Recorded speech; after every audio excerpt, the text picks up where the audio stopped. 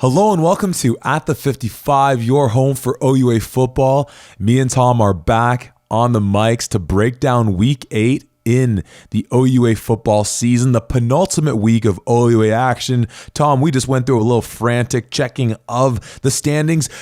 Oddly enough, it didn't seem as kerfuffled as I think we thought it was going to be going into Week 8, and as it had been in the last few weeks, and as it's been often in the last couple of years come the end of the season.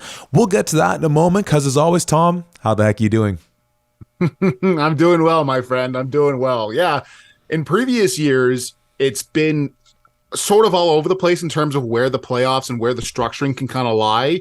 Right now, there's still some things that can kind of change, but for the most part, the top is pretty well set. Maybe there could be a switch at who's 1 and who's 2, obviously depending on what happens next week. But really, the big potential shakeup is at the last 3. So the 5, 6, and the 7 spot is where a lot of the big things are up for debate right now. So that's going to be something really interesting to kind of look at for sure.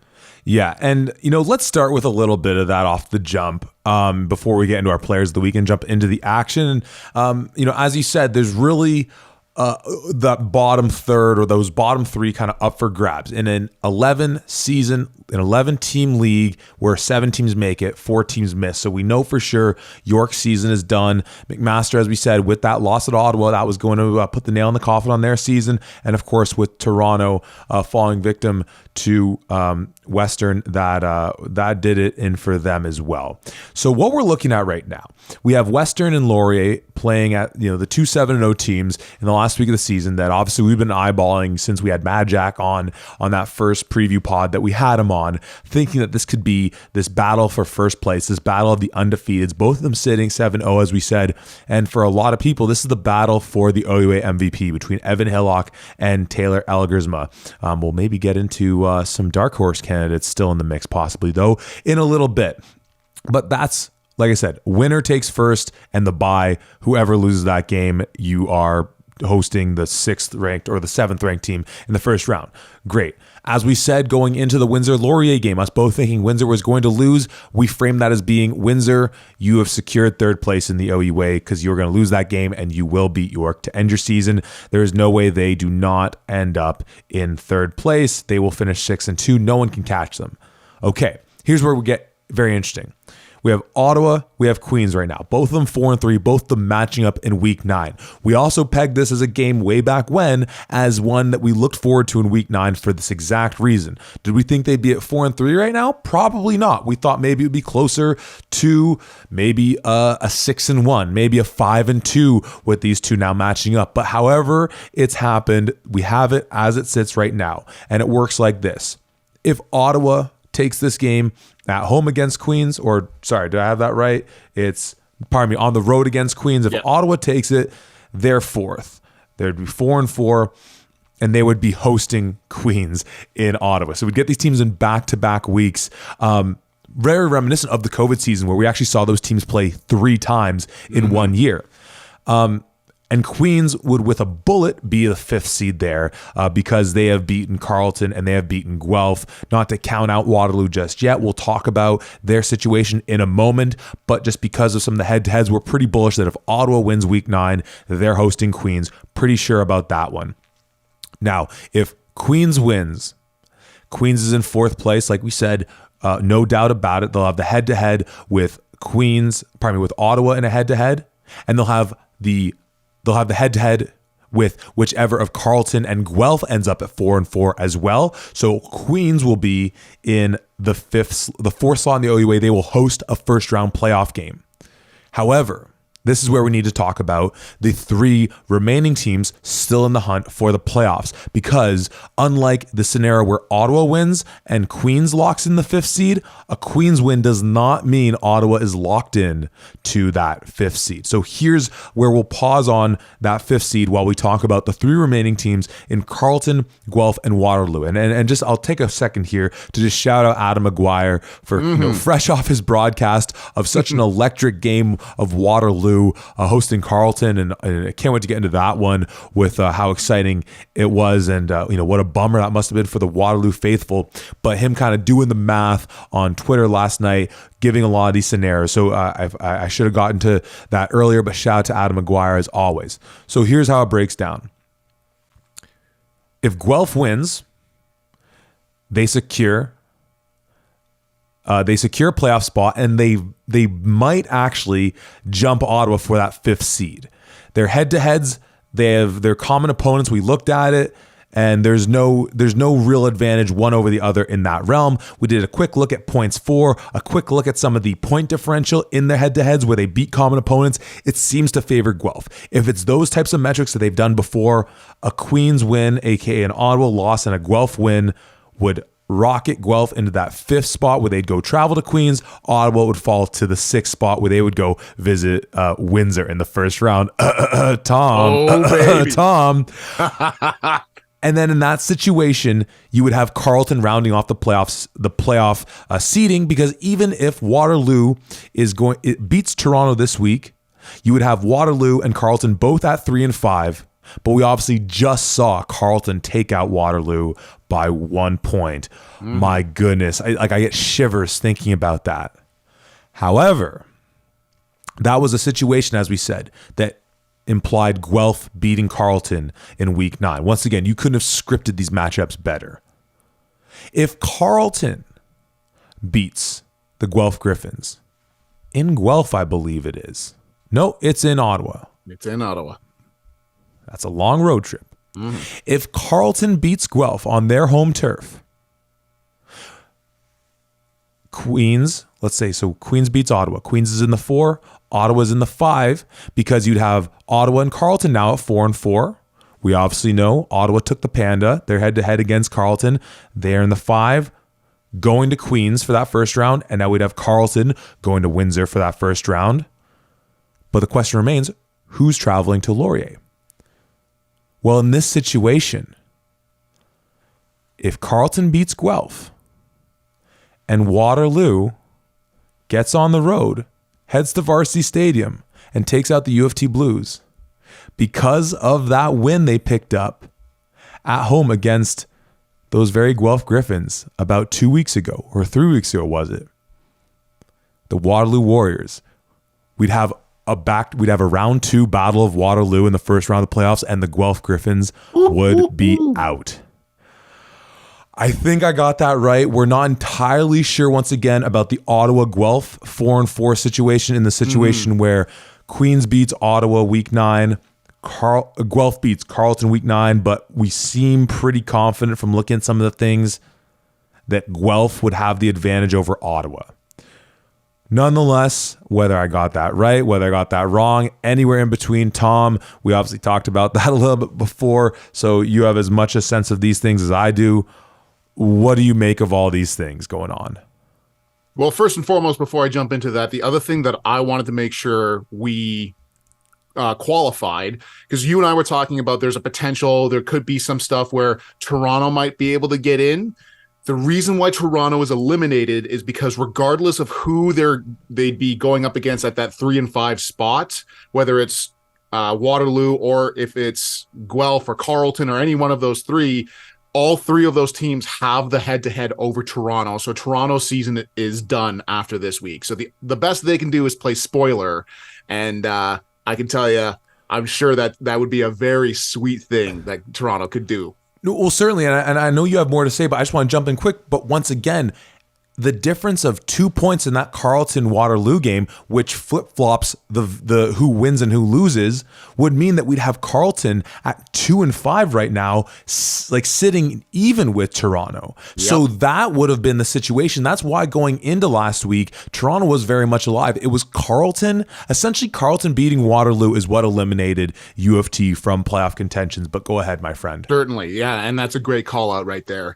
But there are so many unbelievable potential matchups from that first week, regardless of who wins and loses. And by the way, it's not a sure thing that the Ponies are going to beat the Golden Hawks No. either next week. So we might see some teams having to travel to London with a Laurier squad sitting at home getting all rested up for week 2 of the playoffs. And that's another unbelievable scenario with a whole bunch of other teams that might be playing against one another and all that. So yeah, this is getting down to playoffs, baby. We're weeding out the teams that didn't have enough to put things together. We're getting into the best of the OUA, and this is it. This is what we've been waiting for. No, the playoffs quite literally start this coming week in week 9. However, we are doing the week 8 review pod. It was just too tempting to not look at those things. So let's get back on track to our regularly scheduled programming, and let's handle a little hardware. Let's start obviously with offensive player of the week, and man, oh man, I can't wait to get into this game in full. But you know what, Tom, I got to give you the floor on this one. Who's winning our offensive player of the week? I appreciate it. First and foremost, there was a few folks who were really showcasing and doing a lot of really great things this past week. Jared Kasari comes to mind, and certainly Evan Hillock comes to mind as well with the numbers he put up. But when you look at not only the numbers that one Mr. Taylor Elgersma, who is going to win our offensive player of the week, has put up 27 for 36, 332 yards and 2 touchdowns against not the OUA, the U Sports best defense in the country. You have to take that into account and recognize that this dude went off against a defense that has not exactly ever experienced anything like this throughout the entirety of their season so far. Not even against Western did they experience something along those lines. So yeah, it has to go to Mr. Elgersma for what an unbelievable game he played. We went into that game saying Elgersma is averaging around 320 yards in the air game. Windsor's holding teams to passing for about I forget what it was, 140, something like that. And we're thinking, you make those your benchmarks, you make those your posts. Maybe it hits on one or the other. It's likely somewhere in the middle. Taylor went over his average. That's freaking nuts. Wild. Craziness. Wild. Yeah, shout out Taylor Elgersma putting on a show, and shout out to Hillock, which obviously went a bit understated because that game you couldn't actually stream into live online. Thankfully, they were able to have it up after the fact, but yeah, that was frustrating. But let's move to our defensive player of the week award, and I'm going to the Royal City, and I'm giving it to a guy that, you heard it here first when we caught word that he was coming back a couple weeks ago. And frankly, if this man had been healthy for a full 9 weeks, he'd undoubtedly, with no question whatsoever, unequivocally, be taking home back-to-back Lineman of the Year awards. It's Big 99 for Queens. It's Silas Hubert. He is such... I'm trying to not just go to the cliche of say he's such a problem, but his speed, his size, his physicality. What does he finishes with? 2 sacks, 4 tackles for loss, 7.5 total tackles, a forced fumble. And that forced fumble was so gorgeous. Where I forget who was it on Guelph that I forget. Maybe it was Malloy kind of rushing to his right and Silas chasing him down, full extension, just clubs down on his arm. And it just beautiful. You could have easily gone to Astor Melanson in this game, 2 interceptions, doing his thing. I need to look at his career interception totals and look at that in a historic perspective, because it might actually be really impressive. It probably is. Yeah. But Silas Hubert, and with what that rushing attack is doing, you shout out Jared Kasari, and we'll get into a more in-depth conversation about what Kasari's done all year long for this team that makes this team scary, albeit within Ontario. We still have our doubts if a solely just running team, incredible defense can make it to a Vanier or further and have success there. But anyways, Silas Hubert, 99 for the Tricolors. Tom. Yeah, you nailed it on the head. He, when he's playing, my goodness, not only do you look at the numbers, 7.5 total tackles, 2 sacks, 4 tackles for loss, and a forced fumble. Like, those are insane. There's not a single play that you can look at where he doesn't influence it in some way, shape, or form. Yes. Even if you don't even think that he's around the quarterback, 100% Tristan Aboud, Marshall McCray are in their heads. Okay, my throwing window is now 2 seconds where normally it might be 3 because Silas is coming, and there's not a whole lot of people outside of maybe Eric Anderson and a couple other people on the OUA side that can consistently stop him. So certainly he was influencing things a whole hell of a lot.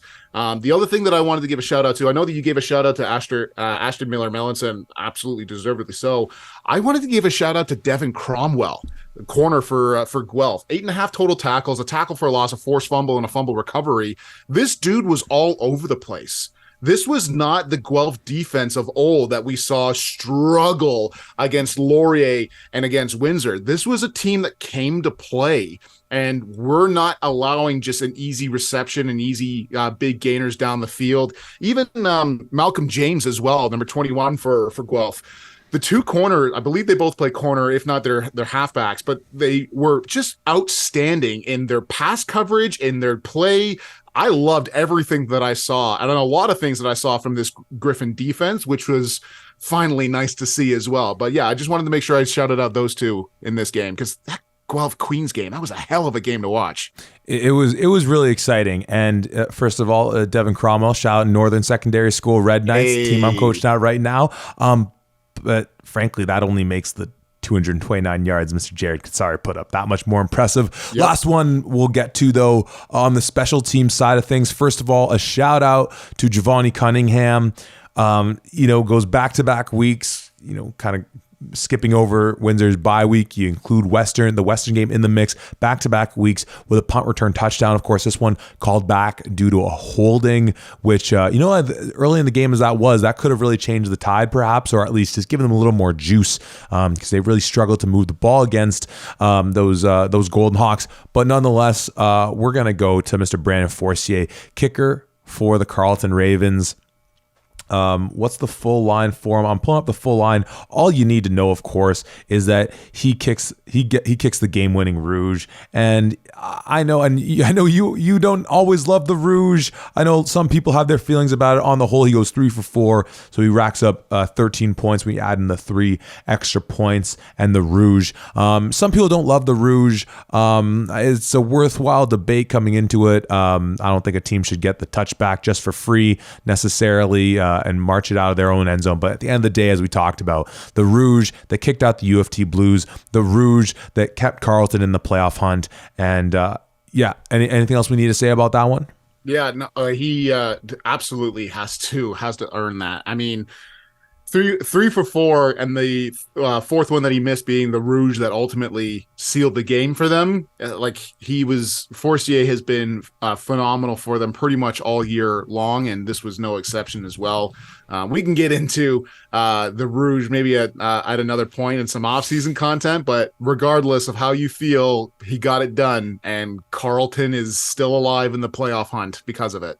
Most certainly. Well, we're actually going to start right with that game. So final score out of Kitchener-Waterloo are the Carleton Ravens 31, the Waterloo Warriors 30. This is a game that was, 30-10 for Waterloo.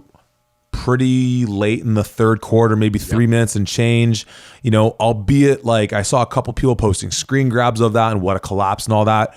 Carleton was like pretty deep in Waterloo territory in that mark. So I think a lot of people are thinking like, wow, with like 3.5 minutes left in the third quarter, you're up 20 points and you blow that lead.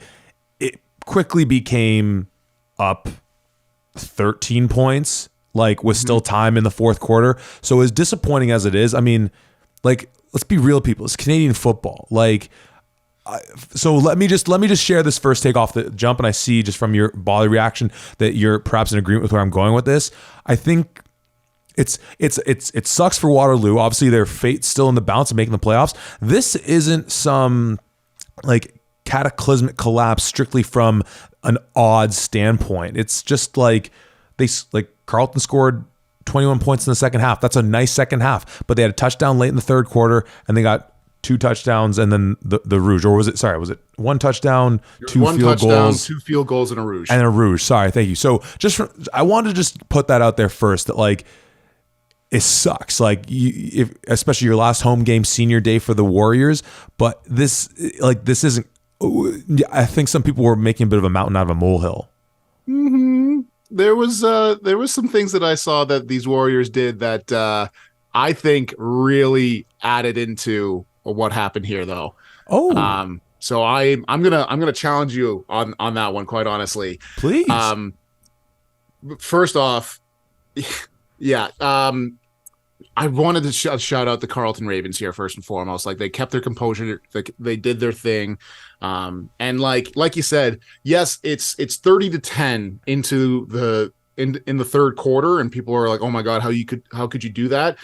Carleton scores and makes it a 30-17 with like 3 minutes left in the third quarter. So it's not really all that like, oh my god, like it's the CFL. One of my absolute most favorite marketing ploys that they had was a number of years ago. No lead is safe.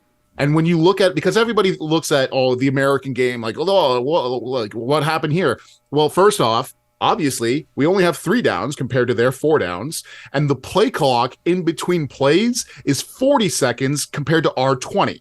Now, yes, that 20 seconds it doesn't get blown in immediately after a play starts. The refs allow the teams to kind of make their substitutions, and then they do that, sure.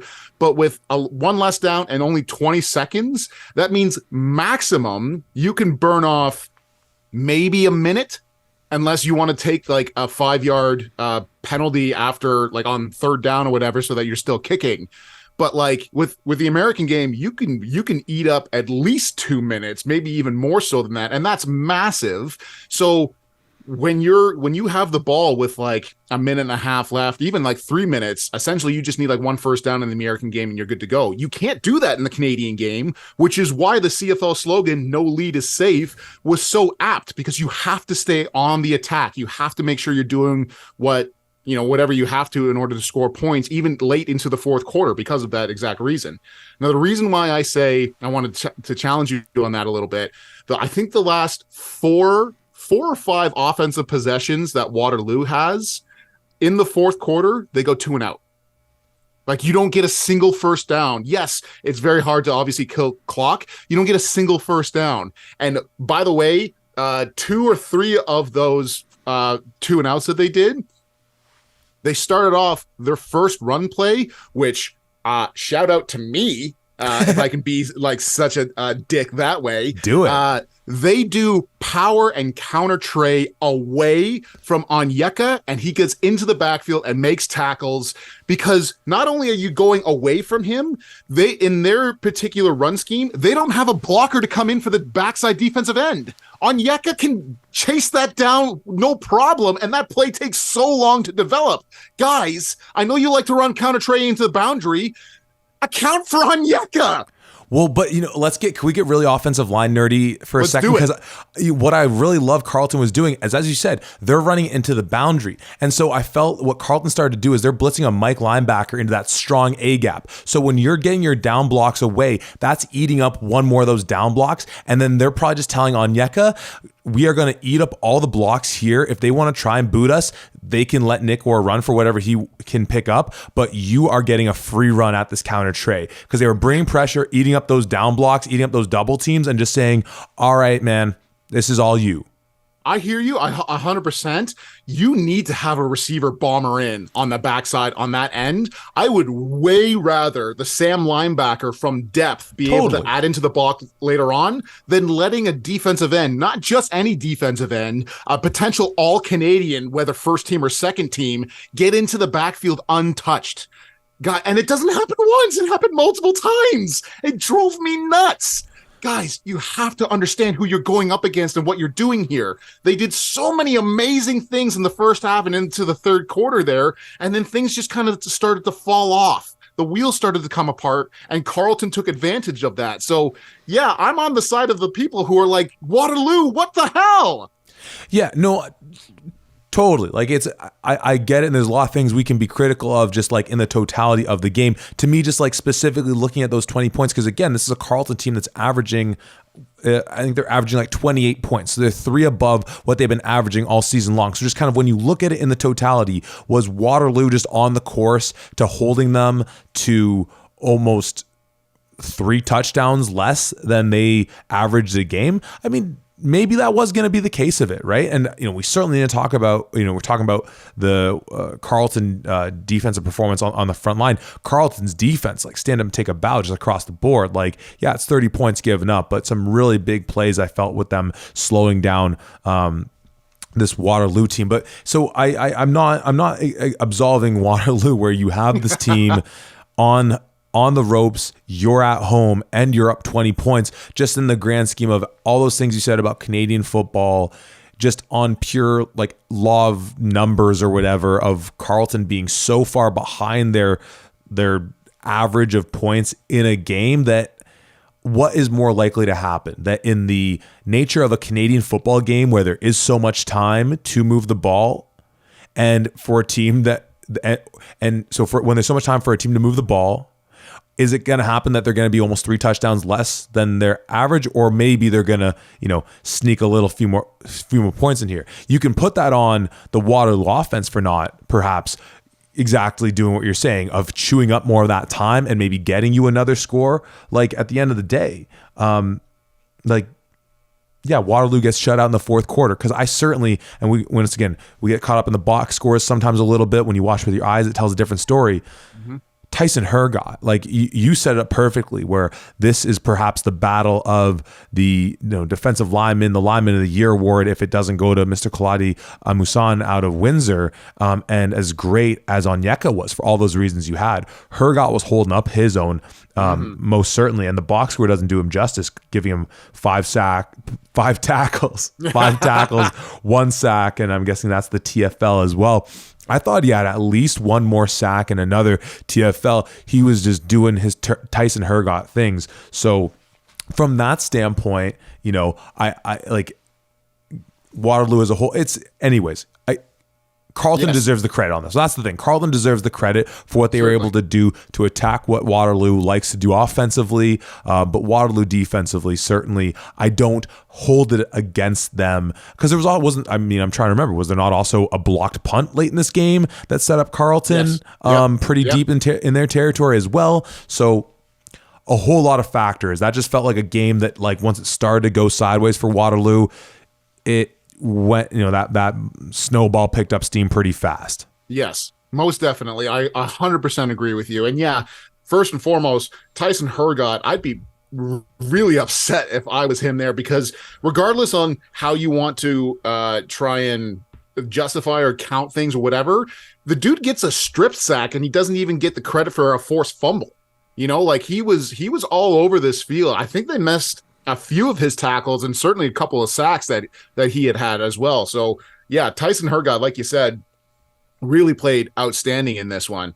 But yeah, by no means, this is not, I think this is more an impressive win by Carleton than it is a collapse by Waterloo. Despite everything that I said offensively, yes, there was absolutely some things that they could have done better in order to put themselves into a better position, certainly. But yeah, like you said, in the second half, Carleton scores a touchdown in the third quarter. The second touchdown that comes in the fourth quarter comes off of a block kick.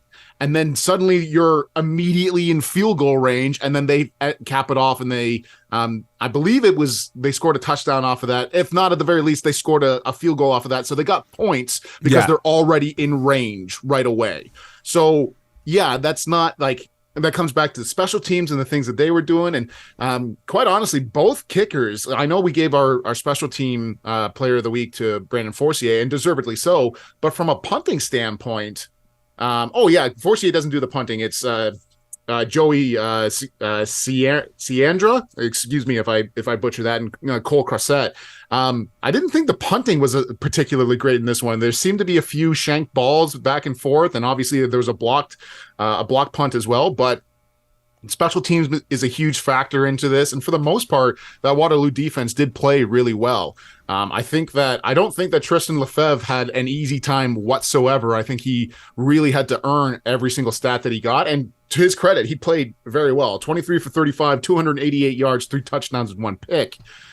Those aren't numbers to kind of sneeze at by any means here. And it really seemed like both teams were kind of going back and forth. And to start off with, like, that first half and halfway through the third quarter, that is the most impressive I have seen a Waterloo team as a whole in a very long time. Obviously, the offense with Trey Ford was unbelievable, outstanding, whatever. But in his time there, that defense really struggled as well. This was a full team kind of coming the moment together in this, like I said, first half, maybe first part of the third quarter as well, and they looked really good.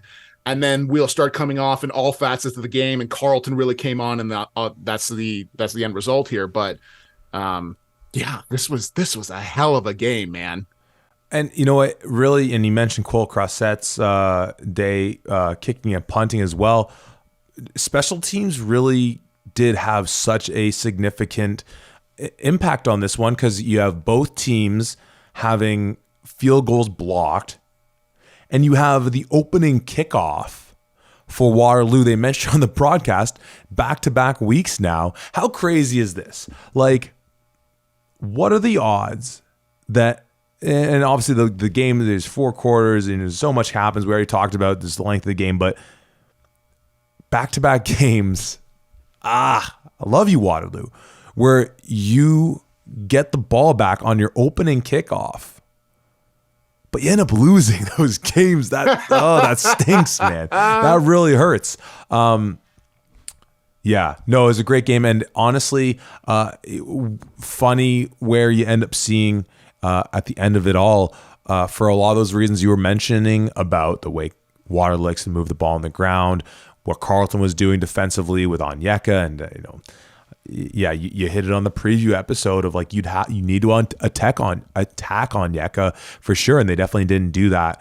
And on the flip side, my guy Jay Ferg, finally, Josh Ferguson gets 100 yards, man. Like, finally, it looks so great on the stats. Like, their final rushing numbers are only 153, but Alex Gale still chips in 35 of his own. We really see that come to life with that duo. But as you said, Lefebvre and the numbers he had, and what I think makes Carleton fans, what has to make Carleton fans so exciting about this team, as we've said, is just the diversity of weapons he can get. And in this game, it's the Hunter Brown show on offense, getting 136 yards and 2 touchdowns. Tristan Reddy gets 72 of his own. Jaden Smith, a guy that we don't talk about. I don't really know why we're seeing Louis Laveau, one of their corners, on the stat sheet here. Wouldn't be surprised if that's a mistake. And of course, Kasim Ferdinand, 5 receptions of his own. Don't know why it's showing 6 yards, if I'm missing something crazy on that one, but he gets a touchdown as well. So I don't know what's going on. This was a game that I remember we were really like bugging to check the stats on, because I remember we're texting each other being like,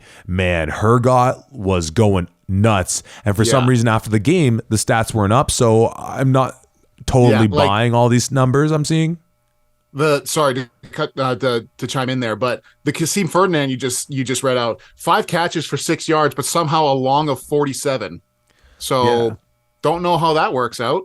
Did I forget the play in like the second quarter when he forgot which way they were going on offense? I don't know. But no, this is I think we saw once again, and that's why, to me, when I'm thinking about like Carleton being stuck 20, with almost 4 minutes in the third quarter, they're in enemy territory. It's like, it's not a surprise that they got back. Mm-hmm. Obviously that block kick had a big part to do with it, even though, as you said, I can't remember if it led to 6 or if it led to just 3.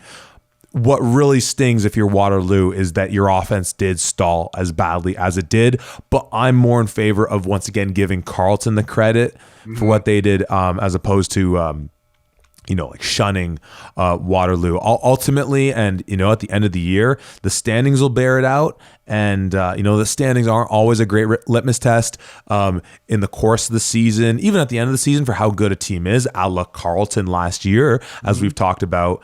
But when it's all said and done, these are going to be two teams that, well, there could be 2 games separating them. Could be, they could be even Steven, with then Carleton just making it in as a result of winning this game, which just,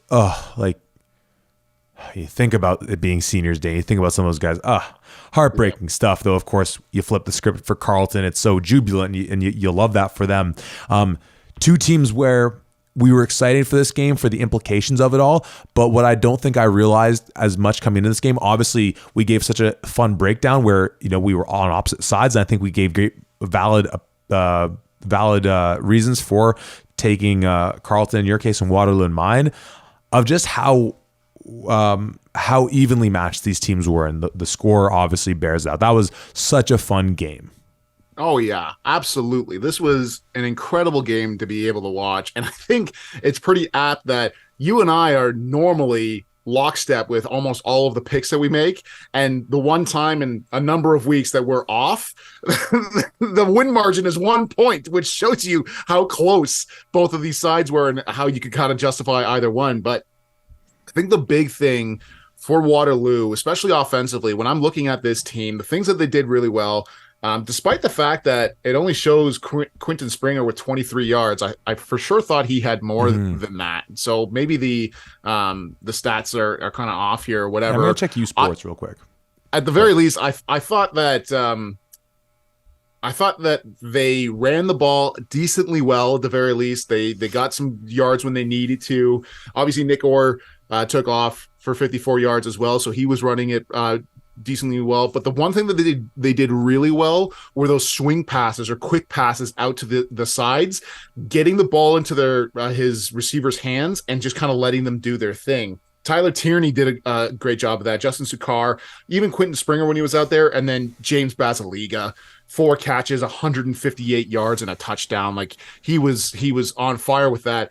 The thing that they missed on, which really obviously would have saved them in this game, but B is really could have opened up a lot of things in all of the games that they played it, is the deep threat.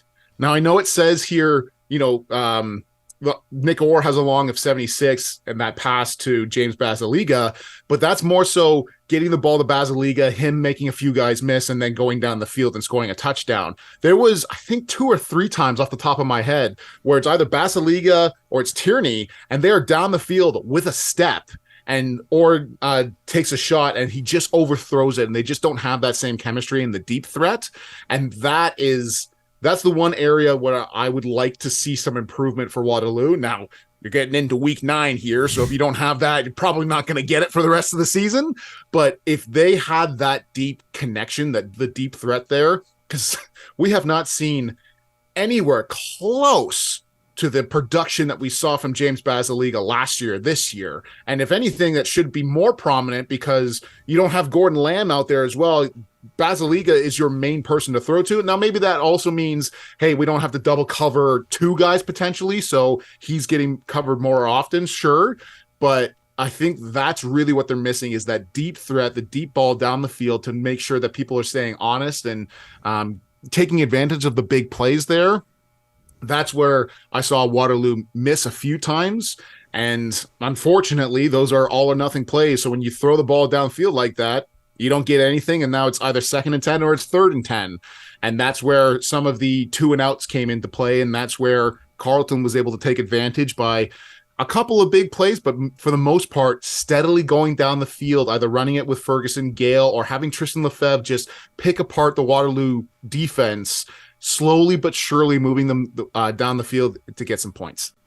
Yeah, and the one, the touchdown to Basiliga was the bomb, and you're right, like a lot of Basiliga doing it himself. But, still, I think there's so much promise for this Waterloo team. Certainly. Obviously, I think Basiliga is one of those. He might be in his third year, but I think he was one of the seniors getting recognized along with Tyson Hergott. So, once again, just obviously the difficulty of trying to build a program when, sometimes the stars just don't align, I should say. But as we've already talked about, for Waterloo, they head to Toronto to take on the Blues in their final week of the season with their season on the line. But they're going to need a little help from these Carleton Ravens as well, as Carleton is hosting Guelph. And if both of these teams end up victorious in week 9, they will both be in the playoffs in the 6th and 7th slot. What a game that was. And man, oh man. What a game. Let's head over to the other game happening in Waterloo. The game that we were looking forward to, top 3 game that we've been looking forward to all season, which was the Golden Hawks hosting the Windsor Lancers. Battle of 2 top 10 U Sports ranked teams. Battle of 2 of the 3, when you add in Western to the mix, of the teams that just felt like they were cut above of the rest of the league. Though, and I certainly feel like I've done this apart, so I'll take blame for this. We probably undercredited what Queens has been doing all year, and we'll talk about them shortly. But Laurier puts their foot down on the narrative and says to the league, says to the country, this is a 2-dog race between the Golden Hawks and the Mustangs, because they send Windsor packing in this one. Final score, Laurier 40, Windsor 7. I have to start with commentary we already mentioned in handing Mr. Taylor Elgersma Offensive Player of the Week, which is just how impressive his day was in just exceeding, not just getting a 300-yard piece, not just the 2 interceptions, not just another rushing touchdown for, big old stretch Elgersma there, but the fact that he exceeds his average against a team that had been, as you had mentioned, amongst the league leaders in all of U Sports of slowing down teams, and in as much in any facet in the passing game. We've talked about his weapons all year long, obviously, in Thorne, in Jordan, and this was really the full scope of it. We've seen games where it's Thorne and Jordan just up towards like 8 to 10 receptions and doing their thing, and the rushing game's going. Jace Atkinson gets some, Jackson Stebbings with 5, Ojatalayo with 3, and once again, maybe up there for play of the year when he hurdles that Windsor defender clean. Oh my gosh. I mean, you talk about things that maybe this late in the season we're wanting to still see from some teams, and that's not a great thing to say. With Laurier, I mean, we're saying all this. I'm saying all this right now, but this isn't groundbreaking anymore. This team, this was their, whether you want to call it a statement win or whatever, this team announced themselves a while ago, and they have proven to not be, if you want to use that term, frauds or whatever. They have proven that not to be the case a while ago now. This offense is so darn explosive, and wow. How many scenarios when you went through this game, did you vision this happening? I kept thinking to myself watching this game, in a year where we have seen multiple games where teams are scoring 80 plus points, this Laurier win over Windsor is by far the most impressive win that I have seen this year. They dominated every facet of the game. And yes, everything that they were doing on the Laurier offense was unbelievable. Don't get me wrong. I want to bring one stat up to you. Joey Zorn, 6 attempts, 9 yards. This is somebody who should be in the talks for best running back in the nation, and that Laurier defense completely shut him and the rest of this Windsor offense down. That was the most impressive thing that I can really remember seeing here. Ify Onyemenum, Oh my goodness. He was constantly in the backfield, constantly making plays. They essentially just came up and said, this, regardless of what happens in the air, regardless of what Danny Skelton can do, this Windsor rushing attack is not going to beat us. That's what we're going to commit to 100%. They've got unbelievable players in John, in Zorn, and in Mumbo. They are not going to beat us. And you can see it at the end of the game here. Net rushing for Windsor is only 99 yards. And 50 of that came from Skelton running himself. So they really made a statement point to go after that. I cannot believe I was so blown away with everything that I saw from this Laurier defense as well as the offense. This was such a complete team victory that I was so impressed by. And then obviously you're taking a look at, like we said, Taylor Elgersma doing his thing. Quentin Scott even 8 attempts for 82 yards and a touchdown on the ground. You see just receivers with more than one catch. That's the only facet. Jace Atkinson, Raiden Thorne, Jackson Stebbings, Ethan Jordan, Ojatalayo. 5 different receivers with more than one catch spreading the ball out. That shows a unbelievable quarterback. And I know what we've said this multiple times. It has to be, we have to bring it up because he's just playing on another level right now. Elgersma is playing lights out, and this Laurier team, they did everything they needed to, and they executed at the highest level here. No doubt. And, I'm still inclined to believe that Windsor is like, I don't think that this is all of a sudden like, oh, they're going to get knocked out in the first round or anything like that. Because especially to your point about Joey Zorn, and I want you to tell your story relating to Joey Zorn from Saturday. When you get the chance again, I won't take it from you. But obviously we're seeing him coming back from injury, and we don't know the full extent of it. I know this isn't like, there is part of me that kind of almost wonders that like if you're Windsor, if you end up beating Laurier, there's still a chance where, you all go 7-1 and you still end up in third place. So I almost wonder like to what extent they were going into this game as far as just Joey Zorn. I'm not saying that like at any point, Laurier puts up a 20 piece in the second quarter. I'm not saying that Windsor came up in the second half as a team being like, that's it, fellas.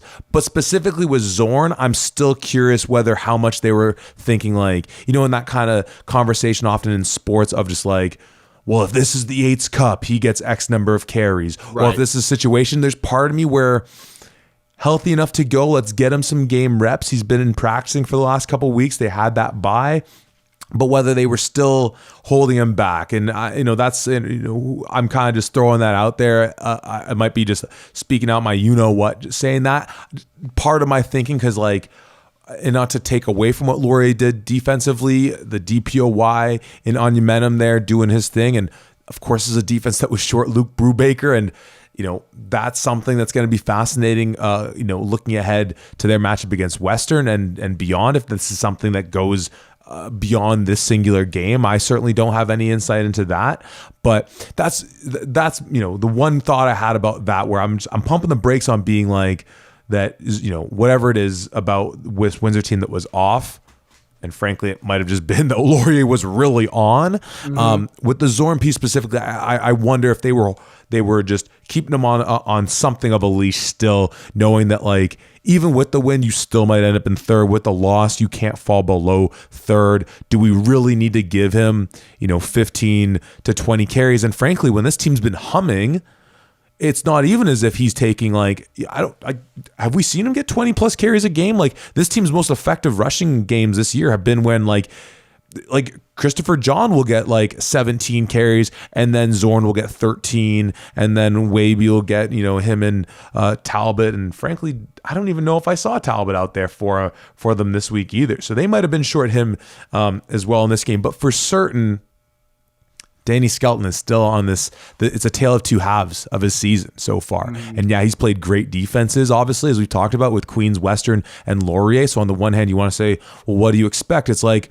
well, I expect that if you're a team who wants to compete with Queens, Western, and Laurier, your quarterback's going to need to play better than that. sorry if that comes off a little aggressive, but I think you're absolutely right there. More and more I think we spoke about it. I don't know if we outright said it. If Windsor's defense does not play unbelievably lights out against Queens, yes, Queens wins that game 100%. And it would be like that. I don't think they did enough on offense to justify winning without unbelievable play from that Windsor defense. And I don't want to take anything away from Windsor, because that was unbelievable defense. They did their thing even against backup quarterbacks in Leo and in Weir. They still came out, sacked them, made sure that they got pressure, came up with interceptions. Like, they did everything that they kind of needed to from that point. And I do think that this Windsor defense is still elite. Like, yes, this was a very dominant victory from Laurier. Windsor is still very much the third best team in the OUA, 100%. And like, there's a big gap, I think, between the next person, whoever's in that 4 spot. Well, maybe not a huge gap, but there's still a gap. There's a gap. So I would say that I don't think, like you said, I don't think we're going to say, oh, Windsor's now upset territory for the first week of the playoffs, like whatever else. But they're not, the difference between Laurier and Western right now is that both of those teams are full, complete teams from top to bottom, and they play that way each and every single week. We've seen some greatness out of Danny Skelton in in the first half of the season. We've seen him struggle in the second half of the season, and we've seen the same thing. Obviously, Windsor's defense didn't have the best day in something like this as well, but it's a total, complete team. And I don't want to insinuate that Windsor's not a complete team, but you need to play offense, defense, and special teams at a high level consistently in order to be the number 1 or number 2 team in the OUA. Well, I think definitely, and so like I'm looking at the standings again right now, and I think you hit it on the head. If we were to, as like a end of the year kind of exercise, kind of do our tiers again, the A tier is Western and Laurier, regardless of what happens in that game. I mean, maybe I'll take into account if one of them blows the other out, but I really can't see that happening. Except actually, I'm gonna save. We'll pump whatever conversation that is, pump the brakes on until we get to the preview podcast. But they're in the A tier, and I think Windsor and Queens being 3 and 4 there is very much your B. I'll call it B plus tier. Sorry to my GGs, the injury bug has just been riddling your season all year long. And Ottawa and Guelph perhaps are interesting facsimiles of one another. It's a shame they didn't play each other, but just injury riddled teams that had such upper echelon potential and things like that. And then Carleton and Waterloo being these teams where it's like, not your year, but a great year to get in the playoffs again. In the case of Carleton, for Waterloo, oh my goodness, like, get into the playoffs and just get that experience for some of these young guys. I think those are the pairings: Western Laurier, Windsor Queens, Ottawa Guelph, Carleton, Waterloo, just as far as like some of the symmetry of these teams. But specifically, and the reason, like, I think it's just fair to say what we've said about Windsor is just because what have we been saying about Queens for the last 3 weeks? Your ceiling is capped with, and we obviously didn't see Windsor's running game play that great in this one for whatever reason it was. But your ceiling is capped even if you have arguably the best defense and one of the best rushing attacks, which is exactly what we've been saying about Queens. And to your point, when it comes to Western and Laurier, they have those things, but they also have MVP candidates at quarterback. So I think that's really like, that's not a big deal to say like the difference between a Danny Skelton, a Russell Weir versus Taylor Elgersma, Evan Hillock. That's more than just like, well, they're better in one position. They're better in the most important position, and by a good magnitude. We thought for the first half of the season that Windsor had a top 5 quarterback, and they might still, right? There's no shame in being like 4th, being behind Elgersma and Hillock, but more so than I think Western and Laurier have put themselves a cut ahead of Windsor and Queens. It's just that Elgersma and Hillock are that much better than whoever your next quarterbacks are in the OUA.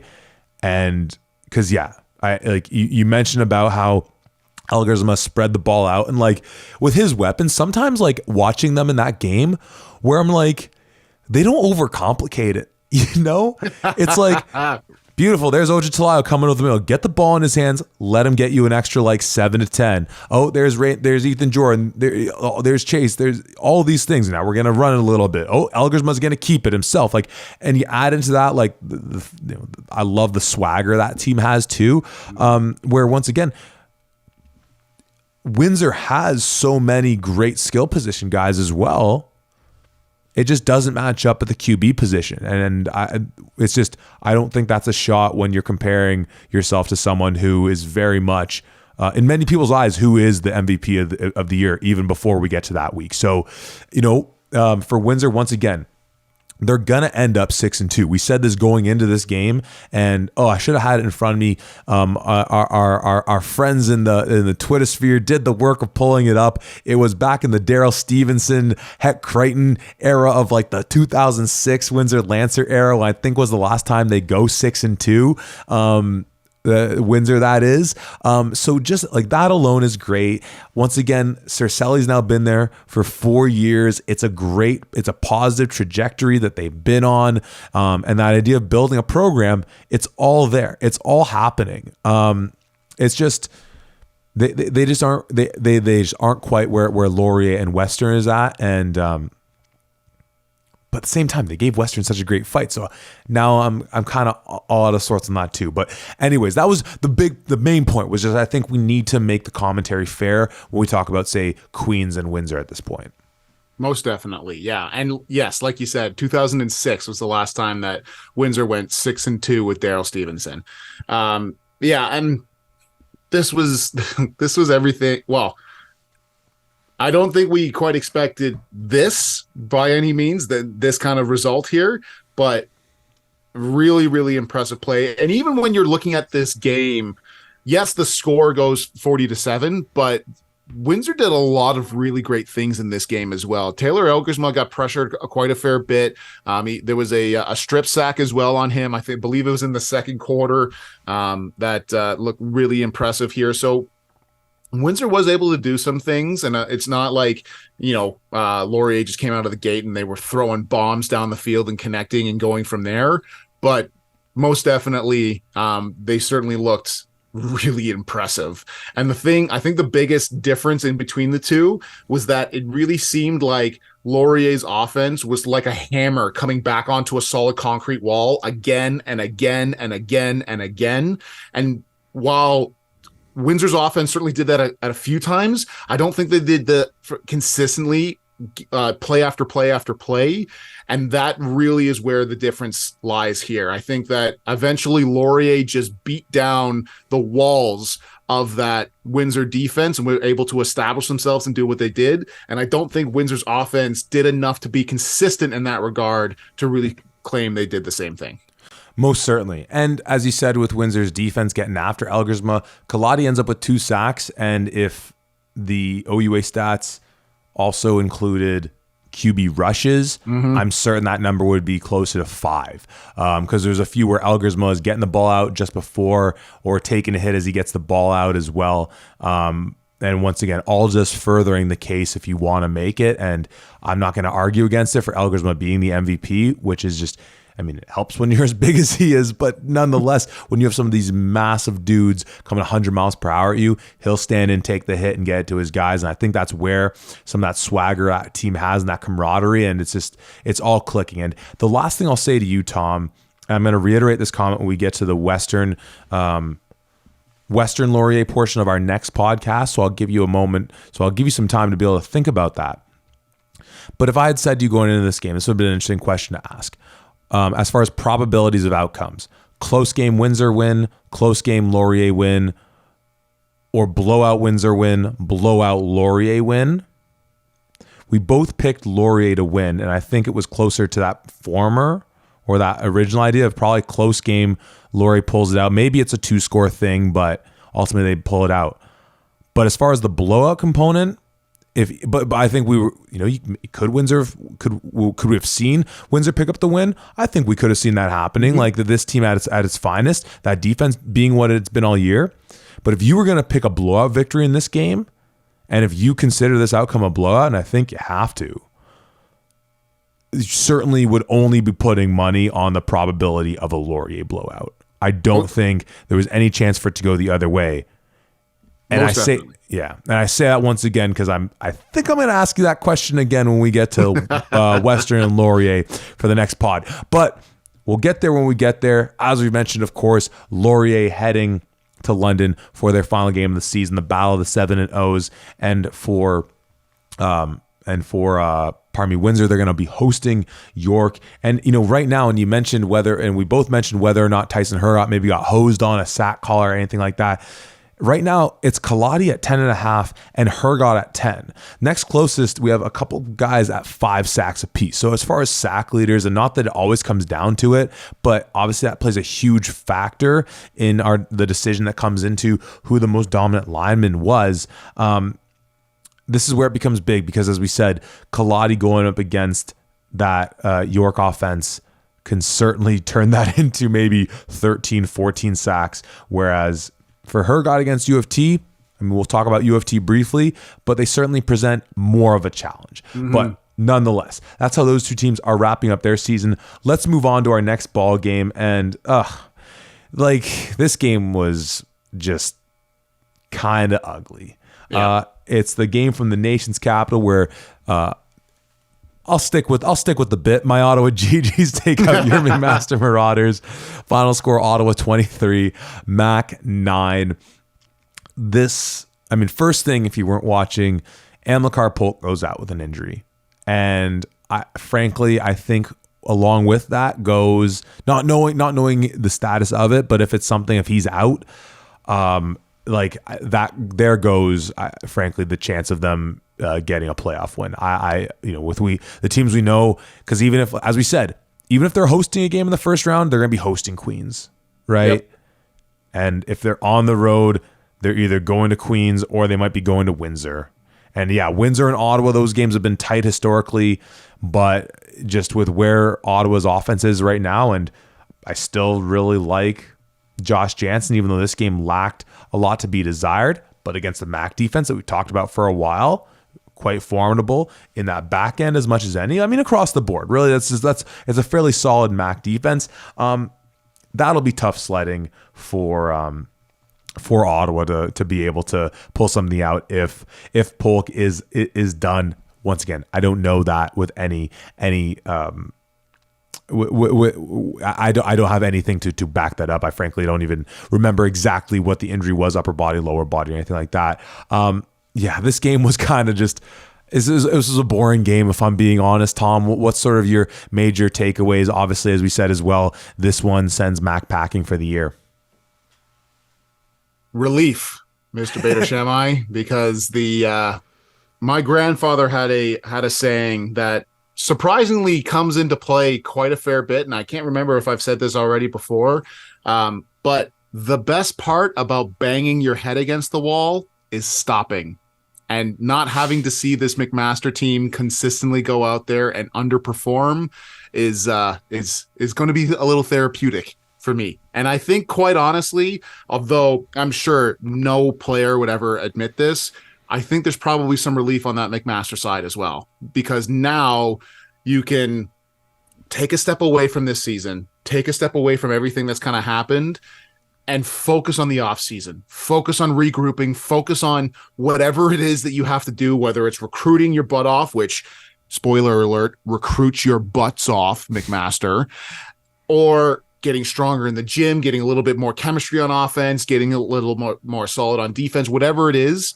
Now you can focus on that. Now you can look to the future instead of feeling like, oh my God, what is happening right now? There seems to be like a spring, like a leak somewhere, and we don't know how to shut it off. We don't know what's happening here. It just seemed like that was happening consistently week after week. And now you can take a second and just kind of regroup and do that. That's as positive as I could possibly get for this season for McMaster, which has been a 3-year real just trip for all of their alumni and fans as well. Yeah, no, hey, my heart goes out to you, man. And it's like, I think what must make it the most, one of the things that must make it the most frustrating is that, like, once again, if we go through the season for them, it feels like just yesterday you and me sitting at Ron Joyce with them falling to Windsor and the final score 21-17 in that one. And then you have that game against Western the following week where you take away that pick six, Max on a drive late in the game to maybe take the lead, I guess, in that one. And obviously with Guelph scoring late against them to pick up that win. I mean, it's the same thing we talked about last year, right? With this team and some other similarities as far as, say, problems on the offensive line, not finishing drives. And let's compare once again. Remember, we were saying that about Laurier last year, a team that was offensively really good, but they weren't always finishing drives. And they took that step forward. Elgersma took that step forward. And I don't know if we thought Keegan Hall was on that level, because certainly he hasn't had as many reps at the OUA level. Maybe he can get there, or maybe get somewhere close to that. I don't know. You certainly know his game better than I do. So in that regard, you mentioned on that chemistry piece, there's a lot of reasons to still be hopeful about this team, because once again, this is now back-to-back weeks going back to Waterloo. We're seeing really nice performance by the young kid Everett Reed. You still obviously have Jackson Cooling there. We don't, I all season long, I haven't actually known James Priestner's status, but if, that's a core of three receivers right there, that seems like that could be pretty strong for you next year. Run game, that offensive line in general, need to clean things up. But much like you said, I actually really dig Braden Kelly. They do a lot of their zone stuff.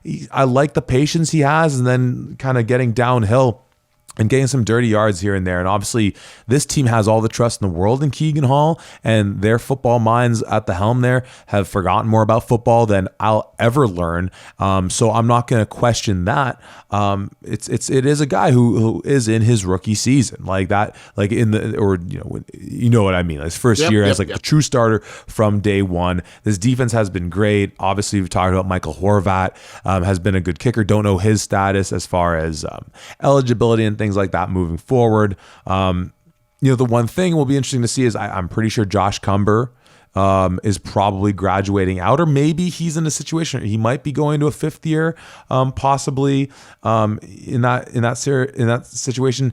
Mitchell Price, I feel like, is a bit of an older dog. I want to say Nana might be a guy that's like getting drafted this year or in around that territory. Teo Smith as well. So that, if anything, as crazy as it seems, it actually might be on the defensive side of the ball that like I want to hear about like CFC top whatever guys entering Mac's program, because I feel like, as we said, maybe it's that sign of youth of new quarterback of not finishing some drives, and it's more than just that with this team. But I could see if they do just want to keep it all together, give them another offseason of gelling and of being healthy, hopefully in a lot of positions where this offense could take like a massive leap next year. But I'm almost more worried about defensively if they're losing some of these key bodies. I don't have the eligibility in front of me, just sort of some of the names that we've been talking about for a few seasons now for them. Owen Hubert as well, who's been great for them this year too. So once again, to me, I have to imagine that's part of the frustration of knowing, like, when you look at some of these outcomes in games, when you look at the talent, when you look at on both the field and the coaching staff, it's just like, it makes you want to bang your head against the wall. It really does. It really does. Yeah, there's a lot of things here. It's like, there's a lot of things here that you could be really optimistic about in terms of some of the players that they have. I'm sure that Keegan Hall is going to be coming back next year, and then another year with Jackson Cooling, and hopefully having James Priestner back, and Braden Kelly having a year under his belt. Hopefully he's getting it even better in things. But like, it seems like we've been saying that for the past couple of years, in 21, we're like, hey, you know what? Like, Andreas Duick is coming back and all of the stuff that he has. And then that's what happened. And then last year, hey, you know what? Duick might be gone, but Keegan Hall seems to be the real deal. And then, so whatever you have to do, there's changes that need to be made, whether it's in personnel, whether it's in coaches, whether it's in something needs to happen here, because 3 years of not making the playoffs it can't be acceptable. You can't hang your hat on that by any means. And now let's flip over to the Ottawa side of things here, because that's a much better story to talk about. Obviously, this game was not exactly clean by either squads here.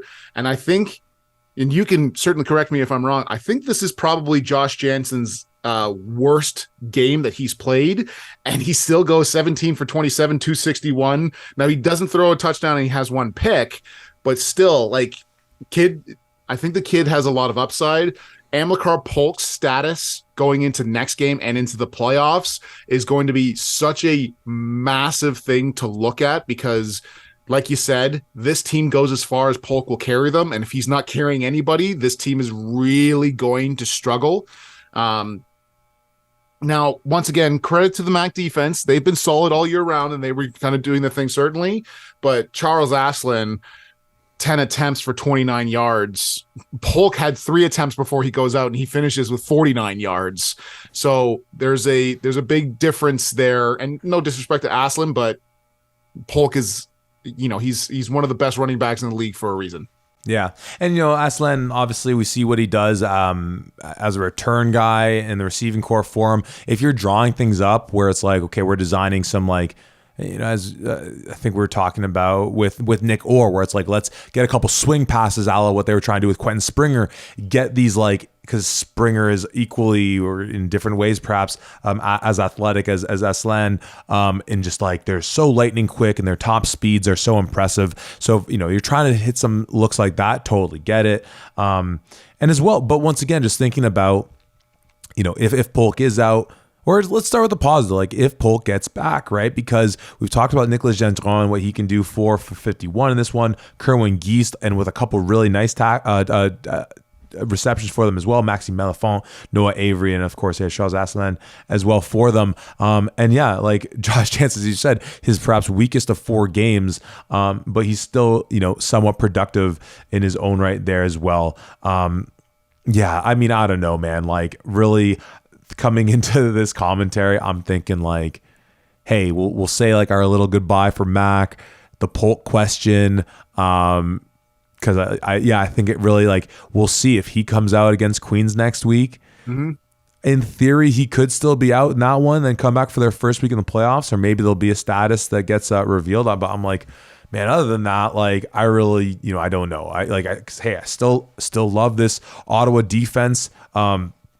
Eric and Patrick Cumberbatch. I forget which one, I always forget which is which when I'm watching on the field. Abogie Gan having a really nice game. Of course, who was it who got the touchdown for them on the D line? I think it was Riley Hildebrand. Yep. On that D line, and Max Carbonneau obviously doing his thing as well. So like, hey, that's like rinse, lather, rinse, repeat as far as that defense in my commentary, especially going up against an offense in Mac that's really struggled at times this year. So like they're still solid despite still being missing guys. Obviously our guy Harnour as much as anybody out there, but they've still been really impressive. And it's really going to be that simple. And frankly, there's not all that much else I have on this one. I don't know. Do you have anything else that you took away from this matchup? I guess the one final thing is just that if anything else, this was kind of McMaster defense's swan song. I mean, you look at the stats where they finish 41 total tackles, 4 sacks, 9 tackles for loss, 2 forced fumbles, a fumble recovery, 1 interception, and a pass breakup. That's pretty much as best of a stat line as we've seen from this McMaster defense all year. And I think they really played their hearts out in this game and obviously showcased why Ottawa had such struggles on offense as well. But yeah, let's close the book on McMaster, salute you, and say the first team to get eliminated 100% from playoff contention was York. The second team was Mac. So just sit with that. Get into the offseason and work your butts off because you need to. Ottawa has a very big game next week when they take on Queens, and I got nothing left to say about this one. Yeah, the one thing I did want to add in just about the Mac conversation, because it's obviously something we've talked about, you've seen other people talk about it, of like this stretch now from winning the Yates in 2019, not making the playoffs in the 2020s and everything like that. Worth still noting, if we go back to that 2021 season, the shortened season, the 6-game season, OUA East, OUA West, because I did pull it up.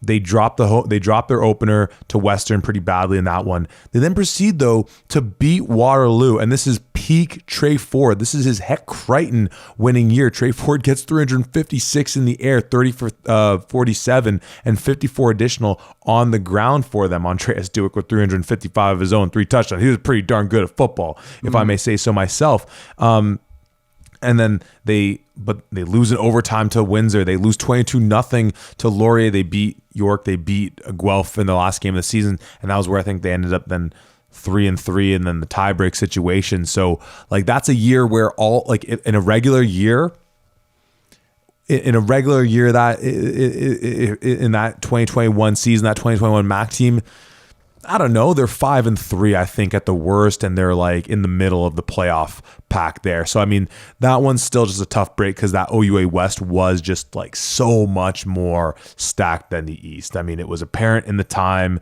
at the time of it happening, and nothing I think has changed anyone's minds on that one. But yes, obviously, as you said, MAC, they're done for the season, and Ottawa will go on to take on the Queens Golden Gales with a home playoff game on the line in that one. So that'll be super exciting. So let's move from a game that was not so exciting to a game that was really exciting.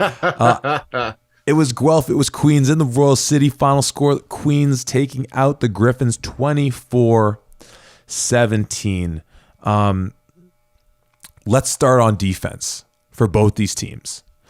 Because as we said already, we tipped our caps to a number of people in this game, Silas Hubert, and just how dominant he is.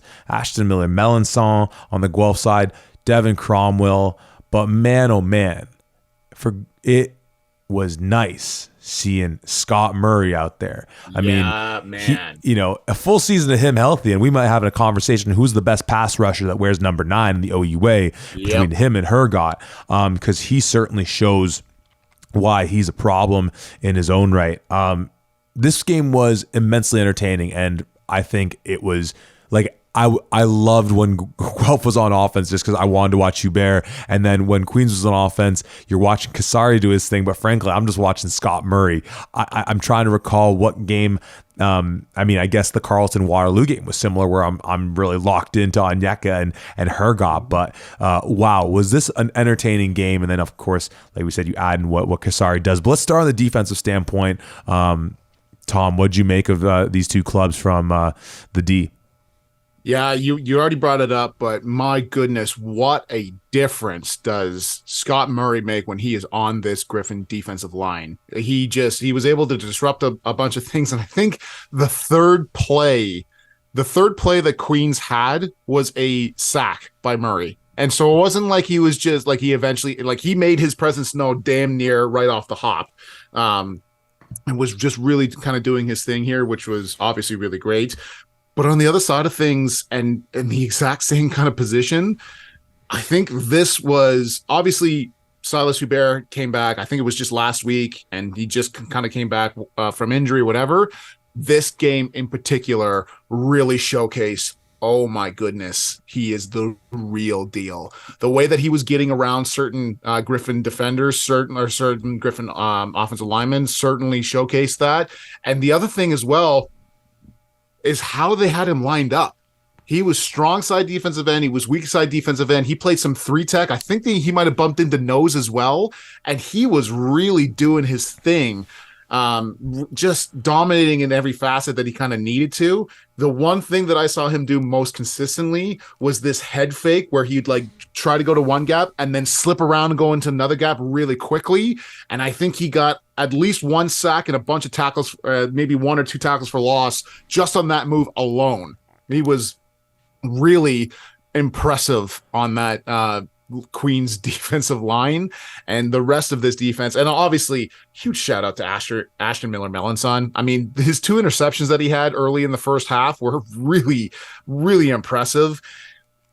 Coach P always used to have this saying of great defensive backs run the routes for the receiver. And that's exactly what Miller-Melanson did. He came up and made a couple of interceptions where it seemed like he was the primary target because he just he intercepted them so well. So yeah, this both of these defenses played well, and man, was it nice to see a Griffin team with actually solid defense for like once or twice that this season so far. Yeah, and if as we said, we want to maybe at the end of the season do or at some point do a historical perspective on what Ashton's done in his 3 seasons for Queens, which, much like we talked about with Kasim Ferdinand at Carleton, and then all these guys in the contemporary OUA, 2021 being a shortened season for them. So when we think about the stats, but because you were talking about some of the ways that Silas comes off the ball, and especially I love that you brought up him being in the 3-tech, because especially when you add in the tricolors, seeing him rushing at the 3-tech. Tell me what you think about this. My mind went to a guy that we competed against in Derek Wigan, who's been playing for the Calgary Stampeders now for about, 9 years. But Wigan was always an inside guy, and Silas will do both. And I can just imagine, I think I'm picturing a play where Guelph's on like the right hash and Hubert's on the 3-tech to the field side. I don't know who was at left guard for Guelph, but as someone who played left guard for Guelph for a couple of years, I'm literally just having like a flashback as if I'm in there of picturing myself going up against Wigan, and just I'll use the word fear of when a guy is probably stronger than you, but also faster than you. And so if you're going to try and jump set him or be a little more physical, that exact move, the head move, him just getting hands down and like a hot knife through butter, just getting through the gap. Or if you want to play a little softer to, kind of get a little like pitter patter in your feet to make sure that like you don't look silly if he just gets by you right away, well, then he's going to just put those bear paws into your chest and knock you onto your keister. So yeah, honestly, when they were moving him inside too, I couldn't believe it, because obviously this is a team we've seen function for most of their season in Queens, of course, without Hubert in there, and Van Wishart and Darren Newell have been so great. And I'm not sure who was playing that, predominant, maybe, boundary end or wherever Silas has been when he was out. But, you're just like, in my mind, I'm just thinking, man, oh man, the versatility they have now, where they can go, maybe even as we talked about last week, if they can just go with a 3-down lineman with Silas outside, or if they want to put Newell and Silas on the inside, like, oh my goodness, because they also have the talent, like a guy like Liam Sutherland in their linebacking core, and as we've talked about it when we kind of nerd out a little bit for like the inside the box game, when your O-line is so preoccupied with, let alone one guy of that caliber, but 2, and then you still have a Van Wishart, your linebackers are it's just practice at that point. It is scrape and fill. It's scrape and fill until the cows come home. If there's one thing I've learned from a coach way back when, who was a farm boy, the cows don't come home. Apparently that's what that expression means. Until the cows come home. I guess if the cows leave, they don't come home. Shout out to the cows. But you know what though? Let's move to the offense side of the ball, specifically with Queens, because as we seemingly always do, and well deservingly, because their content is phenomenal. Shout out to Deshaun Stevens and shout out to Persevere. They put out a take I saw before we got to recording that I was hoping we'd be able to get on the airwaves first, which is that when you look at what Kasari's done all year long, there is certainly, like, we have not been talking about his case for OUA MVP nearly enough. Yeah. And obviously MVP in the football context is often a quarterback award. Last year, maybe a bit of an outlier when it was 2 running backs competing all year long. But it's a missed field goal Rouge difference at the end of their first game to lose to Laurier.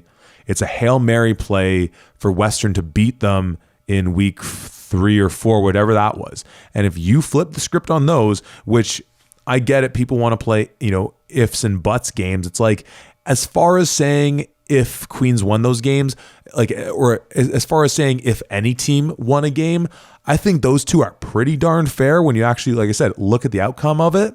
Mm-hmm. This is a Queens team that's 6-1 right now, going into their last game of the season, with a running back who not only has led the charge for them with Alex Vreeken missing time, but not to be dismissive of Vreeken, when he was in, like, what was his best game? Like, we saw him throw it a ton, specifically against Western, but I don't remember him having a game that really knocked my socks off. And I feel like him and Keegan Hall, that's an interesting comparison of where they're at in their careers. And it is such a shame that we've seen Vrican be injured this year, though a broken bone, I feel less worried about that in the grand scheme. That's like, that'll eventually just heal. He'll be good to go. But so on the one hand, they've had to lean into him, but even when they had their guy at Q, they were still leaning on him, and Anthony Souls missed some time. The difference, Tom, of, I guess, what was the final score in the Queens Western game? It was a difference of 5 in that one, and then the single point in the Laurier game. The difference of 6 points not going Queens' way, or I guess say 7 points, if you want to say then like them winning those games or whatever. You know what I'm saying? And we're talking about Jared Kasari way more than we have been. Once again, I'll put that on myself or on us for that one. But wow, because when you watch how Guelph was playing, and we've talked about Guelph's rush defense, when it was just straight up Coach McPhee's defense, we saw what happened against Windsor. Then we see them kind of maybe get that Donovan Carter influence, and then we see what Waterloo does. The way they were playing this, and I certainly want to get your perspective on this too, and kind of the general Queens rushing attack versus Guelph rush defense and the Kasari piece and all of this, is that at first I'm watching that and I'm being like, okay, so Guelph's going to like a 4-4. But then I'm like looking at it, I'm like, wait, what's up with the depth of those linebackers? That's almost like a 4-2-2 or a 6-2 or something. Like, they knew what Queens wanted to do. There was no surprise that they knew that Queens wanted to run the ball. And guess what Queens still did? Ran the dang ball. Man, how impressive is this Queens rushing attack? Much similar as we said with Laurier. At this point in the season, it's not that we're breaking news by any means, but as just with Jared Kasari, all these things with how the season's gone for Queens, and then as well, what Guelph did loading the box up in the way they did, that was kind of fascinating. What do you make of just that whole conversation coming out of this game? Well, first and foremost, I wanted to bring up the fact that going into this season, you and I were talking about, oh my God, can you believe the quality of quarterbacks that we have?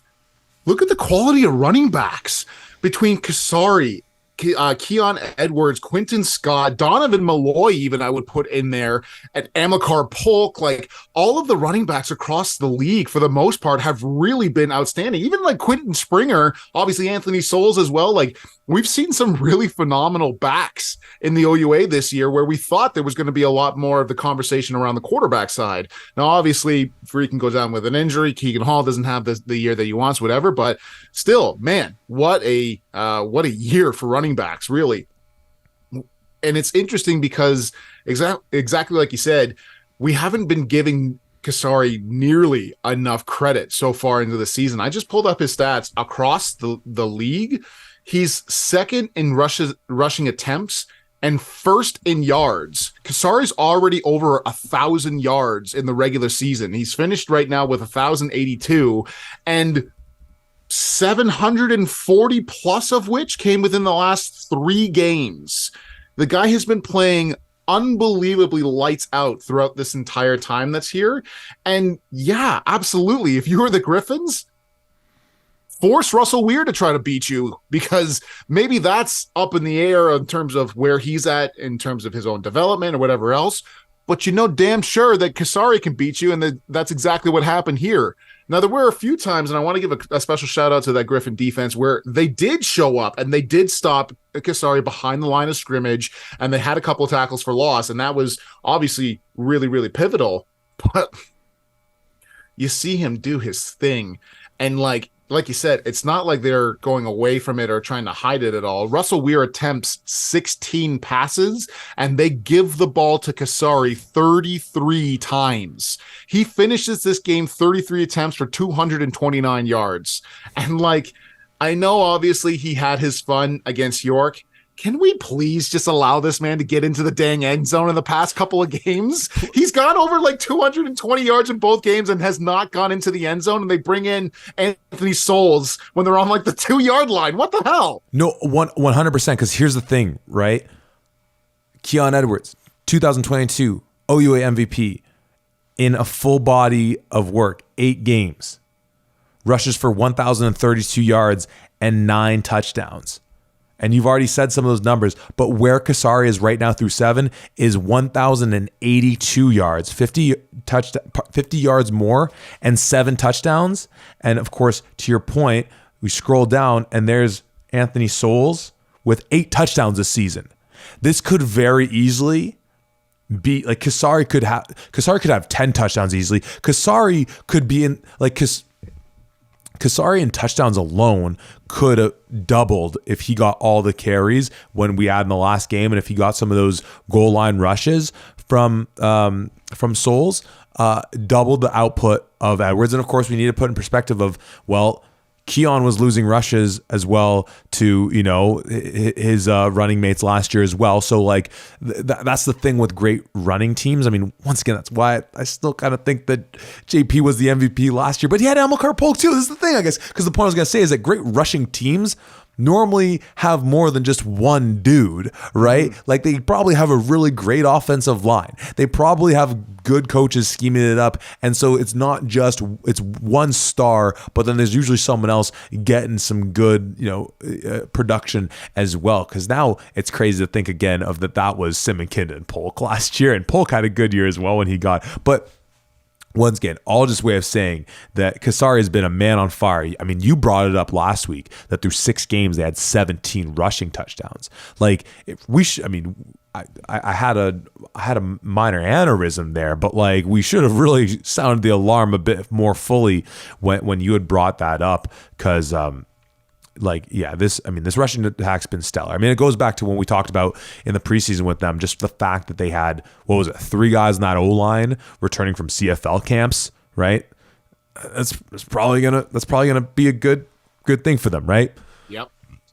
You mentioned Weir's numbers, throwing at 16 attempts, and I still felt like that was a lot. On the other side, though, we see Tristan Aboud back, which you got to be happy about if you're Guelph.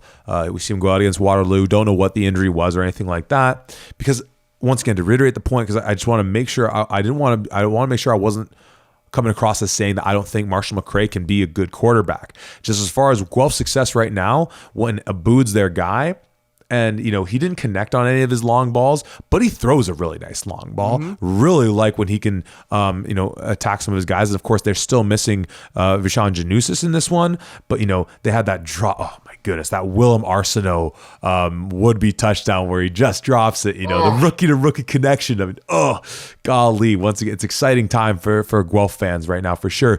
But when they can then do what they did, going back to what they've done some of these games, and then bring in McRae, that kind of wildcat offense, that's when this team offensively is at their strongest, and they were effective doing that even against this Queens defense that is so stout. So, I mean, promising to see him back, but like when we talk about team MVPs and things like that, is it really like it's starting to feel like it is like, obviously Isaiah Smith being out is huge, right? Yep.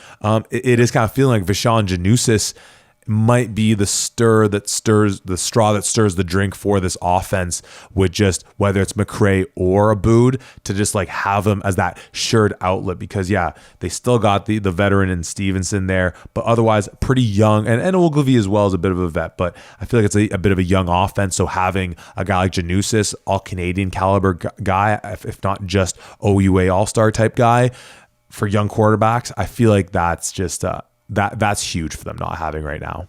Most definitely.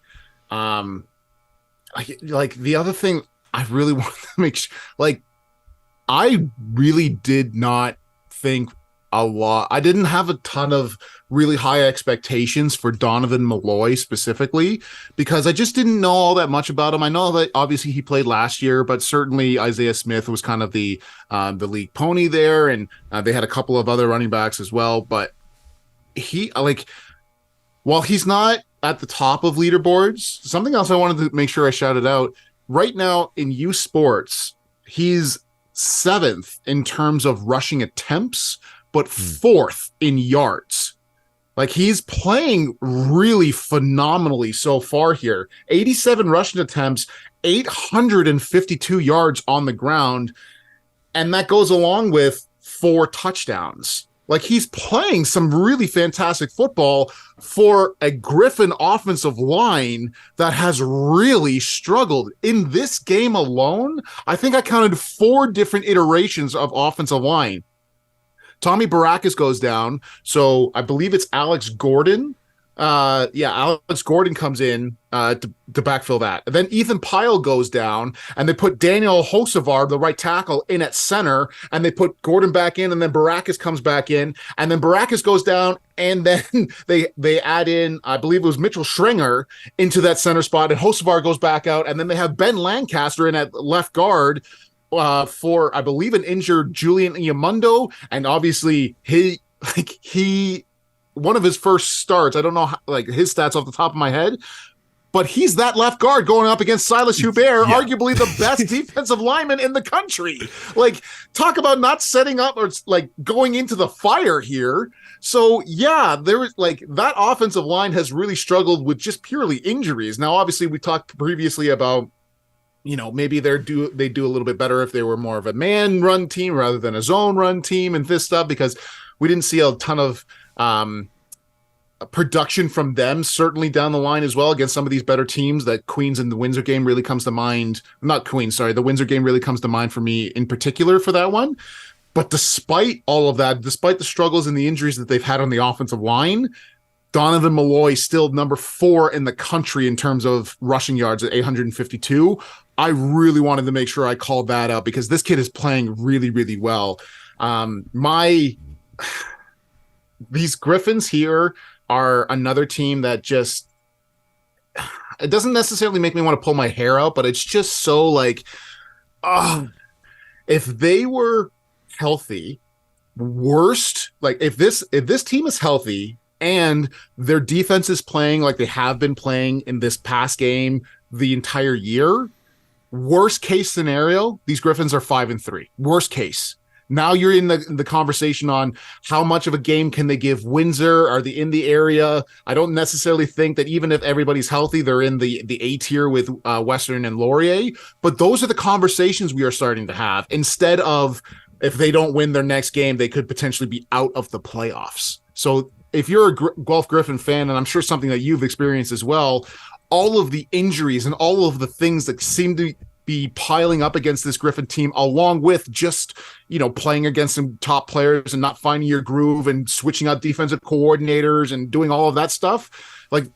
I feel like just with some consistency with either the coaching staff or, more importantly, the players and the injuries, this Guelph Griffin team plays at a whole higher level on the year as a total. Most definitely. And just offensively, I think, and Janusis might be in his 4th year. I'm trying to remember if he was at East West last year. But, a chance that he's back one way or the other. I mean, Guelph's had a nice reputation of sending guys to the CFL spanning about a decade right now, starting with Schaefer Baker. Oh my goodness. Oh God. Oh, this is if this soundbite gets out, I'm going to feel terrible about it. He's on the Ticats right now. Oh my gosh.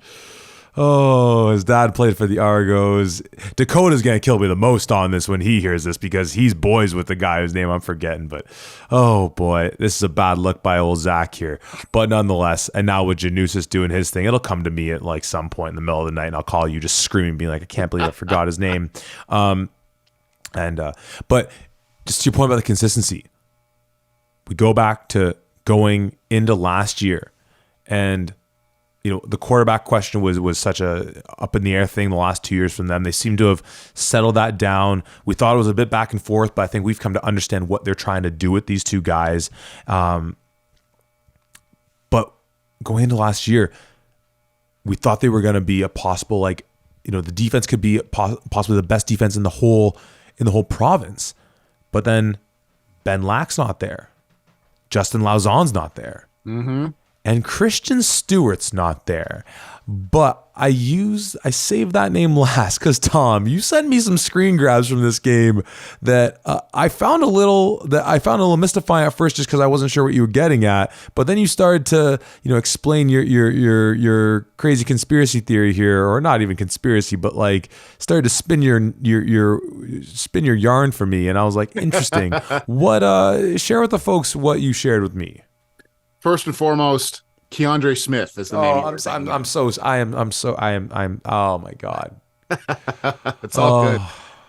Uh, Yeah, I think it was about halfway through or maybe near the end of the third quarter. I'm looking out at this Queens offense, and they're rolling. They're getting close to the end zone, and they might have been around midfield or something. And I'm looking down and go, okay, Scott Murray's on one side. Yusuf Khalidi is back at like a will linebacker spot, and that's definitely not number 69 Nick Parchenko. Who the heck is over in the other defensive end spot? No last name on the back, which means that it's probably something recently that has happened. And number 42 is seen from that sideline. And I go, 42 is Mr. Christian Stewart's number. It looks the same size as Christian Stewart, but when you go on the Guelph Griffin roster, there's no 42 listed, and he doesn't record anything, so there's no stats listed. Now, so far, the sources that I have had around the Griffin program have proved to be pretty solid on everything that's happening here. When they first told me about everything happening with Guelph, they thought that Christian Stewart was out due to an academic ineligibility, not an injury. Now, obviously, if that's the case, then he wouldn't be playing in this game at all. And maybe this is just more so of a misunderstanding in certain things. Maybe he was taking some summer courses and he was waiting to hear back on that. And that's why he didn't play in game one. And then he got injured or something along those lines. But certainly was surprising to see it, because I think I only saw him for maybe a handful of plays on defense, at least. So just something really interesting to kind of see for this Griffin squad. But if it is true and Christian Stewart is back and he's healthy and ready to go here, talk about some good timing to get into the playoffs and having Scott Murray and Christian Stewart back for this defensive line. 100%. And because you mentioned Al Khalidi's name, Brandon Ferrigo, obviously, as well, a guy that's been balling out for them all year, and Braden McDougall as well. I mean, and then you mentioned the guys on the back end for them. And, as much as I joked about that video they had of Anakin Guthrie and him talking about that clearly Mortuzo wasn't ready to go, he's physically active in some realm. Like, this Guelph defense fully stocked up and ready to go is maybe but it's crazy because we've seen this team get run over by, albeit three really great rushing teams in Windsor, Waterloo, and now Queens, even though the defense, as we said, I feel like we put that as much as you give credit to Kasari for all his great performances, like this one as much as any, because that Guelph defense was looking really good. And, couple times nerding out a little bit, where like a few times, I don't know who's coaching up the D-line for Guelph right now, and shout out to the Woodmansies in general, but they and same with Campbell, they like to spin out of their gap. And you talked about Kasari having as good a vision as anyone. He's so patient, and a few times where he busts a big run, there's one literally just in my mind of Curtis spins from like a weak A to a B, and then Kasari is like, all right, sick, you have no one between guard and left center right now, and he ends up hitting that for 40 something yards and things like that. So, but this team fully stocked up on defense, a little more patience perhaps, if I'm pleading anything of them in that regard, it is really dangerous. And I checked the participation from the game as well, no 42 listed, and even just scrolling through names, no Christian Stewart either. So maybe it was just a fever dream for you, but I saw the screen grab you sent me too, so maybe it was a ghost. Anyways, as we've already said, both these teams with huge games in Week 9.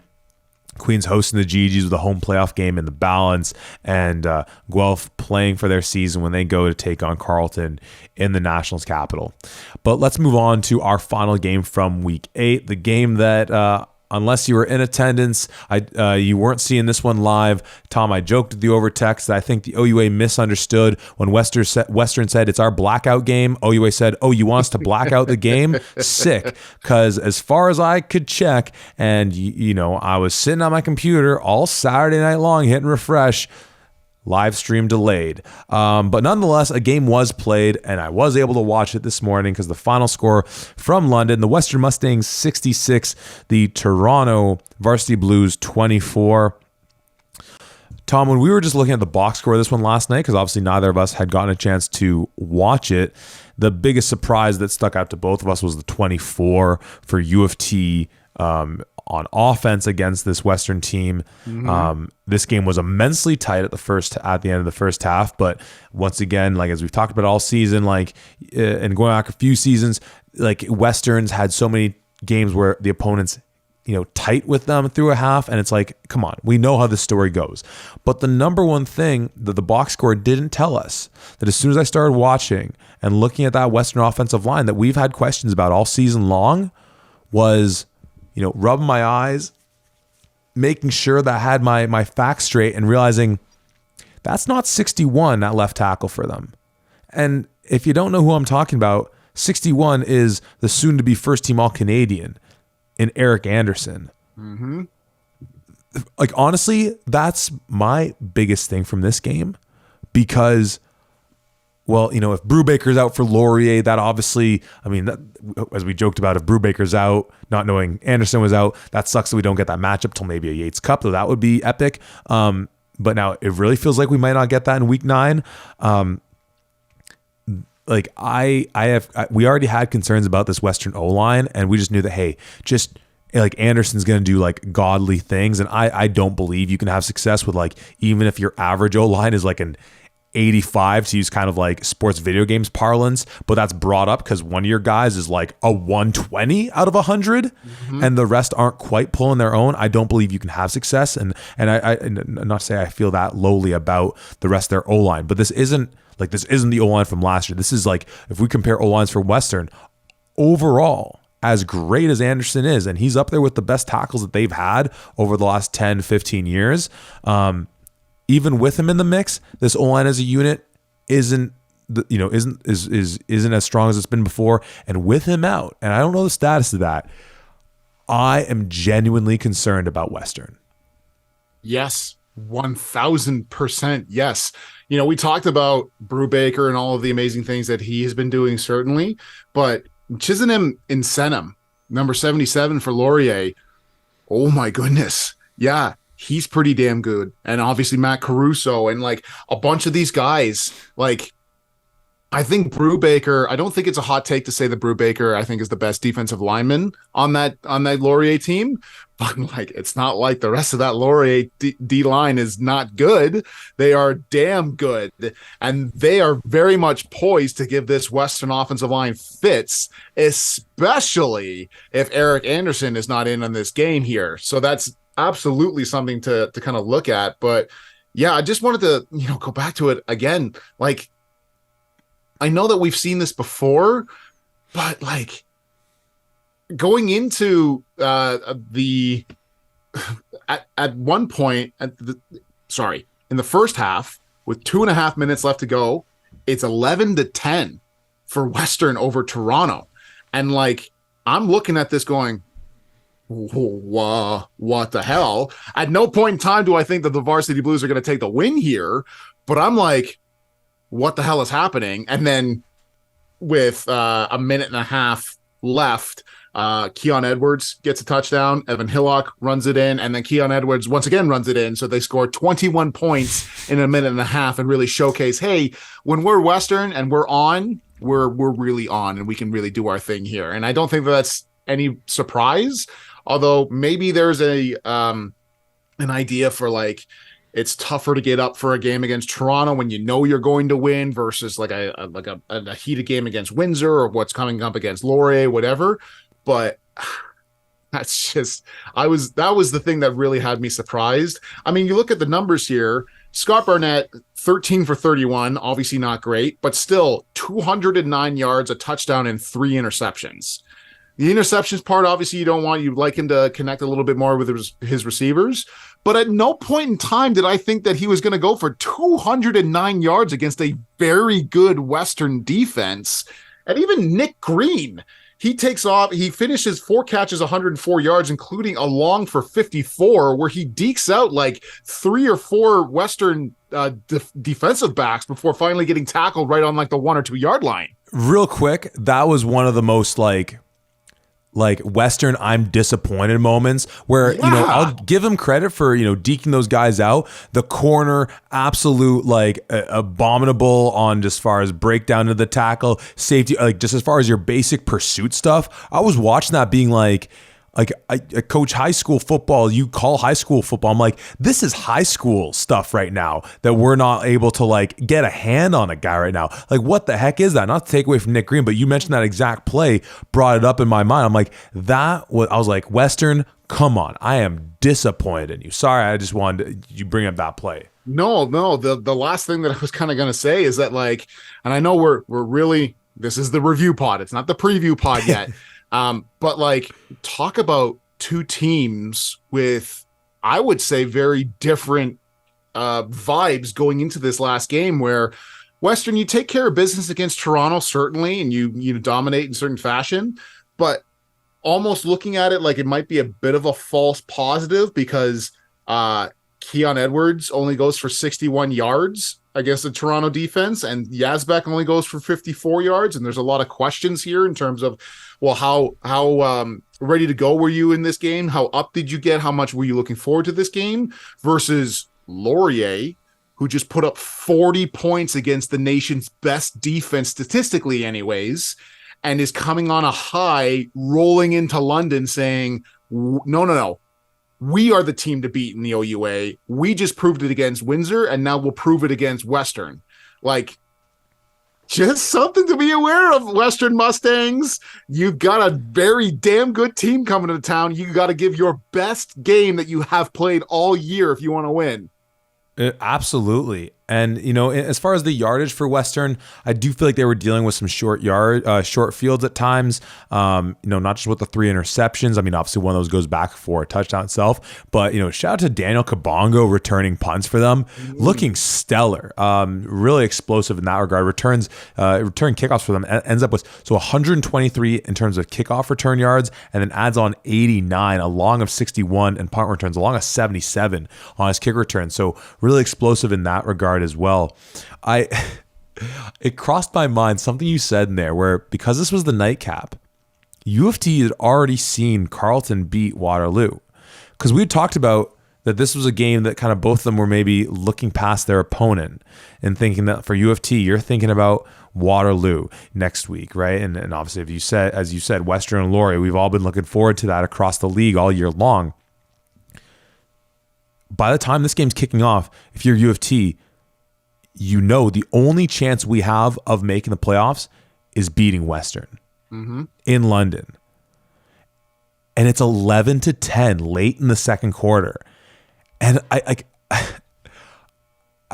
you mentioned Scott Barnett. I actually liked a lot of things we saw from Scott Barnett. It kind of got me excited. I'm starting to, believe in the potential. He's a second-year kid.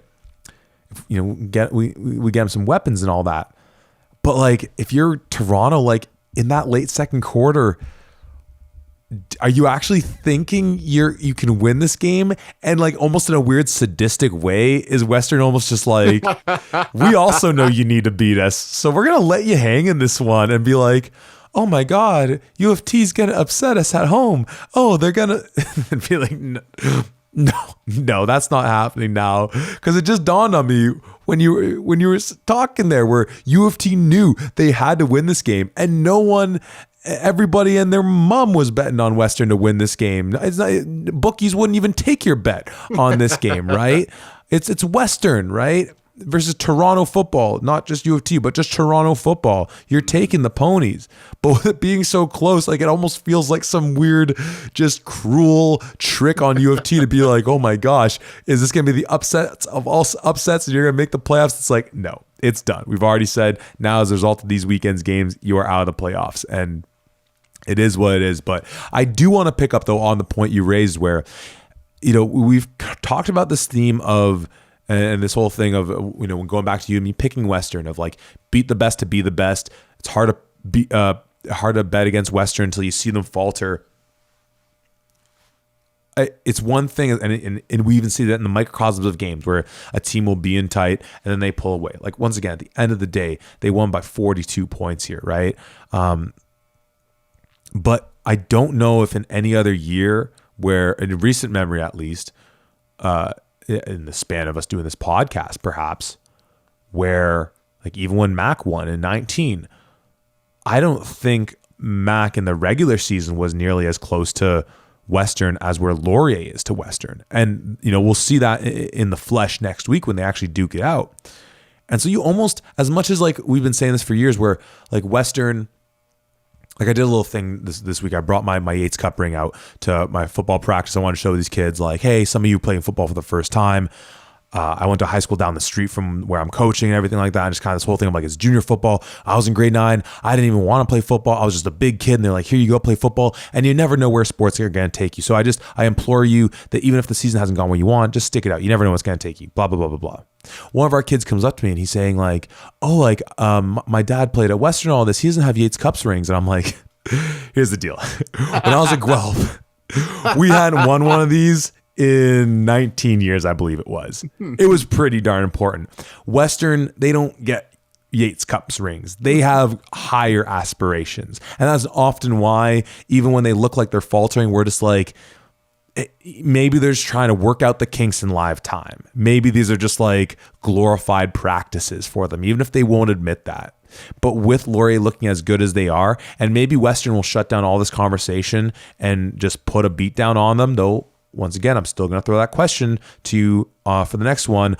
Better likelihood, close game Western win, close game Laurier win, close blowout Western win, blowout Laurier win. Unless Western just puts all that to bed and puts a smackdown on Laurier. I would just have wanted to think with how good Laurier's looking, both just being 7-0 and just literally watch the film and how good they are, that Western like, hey, get a little more pep in your step here, that kind of proverbial sense of urgency, which, once again, they won by 42 freaking points. Like, what do we want them to do against in this game? Win by 100? Like, so it's kind of weird to talk about it. But then, once again, that whole Western-y thing of being letting a team stay close to the first half and really just like battery ramming them until the floodgates open and they can't handle it anymore. So I don't know. There's kind of a grab bag of thoughts there on a number of things, but it just, and like I said, it'll all get proven or disproven next week when we see Laurier, and who knows what'll happen after that. Most definitely. And I think, it's certainly worth saying, and something we've said before, Western sees the very best that every team has to offer week after week, because it's, at McMaster, it's Western week. And I'm sure it was the same thing for you. If there's ever a time where you are taking more time to do any game film, any additional things that you could possibly do to prep for a team, you're doing it against Western. And Western, they're humans at the end of the day. They're not going to have the absolute best game week after week after week, despite the fact that they're probably going to see their opponent's best game week after week after week. So that, I'm sure, might go into it as well, maybe thinking that they're going to just come out and blow out this team. They come out to something of a slow start. And then, like you said, they do end up winning by over 40 points. So that is something to be stated as well, including scoring 21 points in a minute and a half. Like, that's damn impressive as well. But I don't know if anybody on Western would actually admit this, but I'm sure they're going into this saying it's Laurier week. This is the time here. It's Laurier week. 7-0 against 7-0. When was the last time ever that we had a scenario like that, where it's two teams at the very top of the game at the end of the season going into the playoffs here? Like, this is some of the best football that we should see, and probably is going to be a Yates Cup preview 3 or 4 weeks before the actual Yates Cup is going to happen. So, my God, am I excited for next week. It's funny you say that, though, because like it does bring me back. The first year on the pod with Eddie Meredith, we thought we were getting the exact same thing, because in 2018, it was Laurier Western duking it out in the last week of the season. And we're on our whatever preview pod or we're doing in that one being like, oh my gosh, like this could be 7-0s versus 7-0s when we get to it and all these things and whatnot. And Laurier ends up being 4-3 going into that game. And then Western rolls them. Yeah. once again, I just bring that up for the symmetry of you being the last time we even thought this was going to be the case. Quickly in that 2018 season, we knew it wasn't the case, but as far as preseason expectations, we thought it was. The beautiful thing with this season is for all the various other things that have gone differently from what we thought, this has stayed the course. For all the headbanging about teams we root for, teams we're alumni of, the just jubilance of seeing the various darlings of the OUA, the Waterloos and Carltons really stepping up in years where we weren't sure they were in positions to make a jump, to seeing the Ottawas of the world, the Guelphs of the world, despite massive injuries, still being able to hang in there with some of these great teams.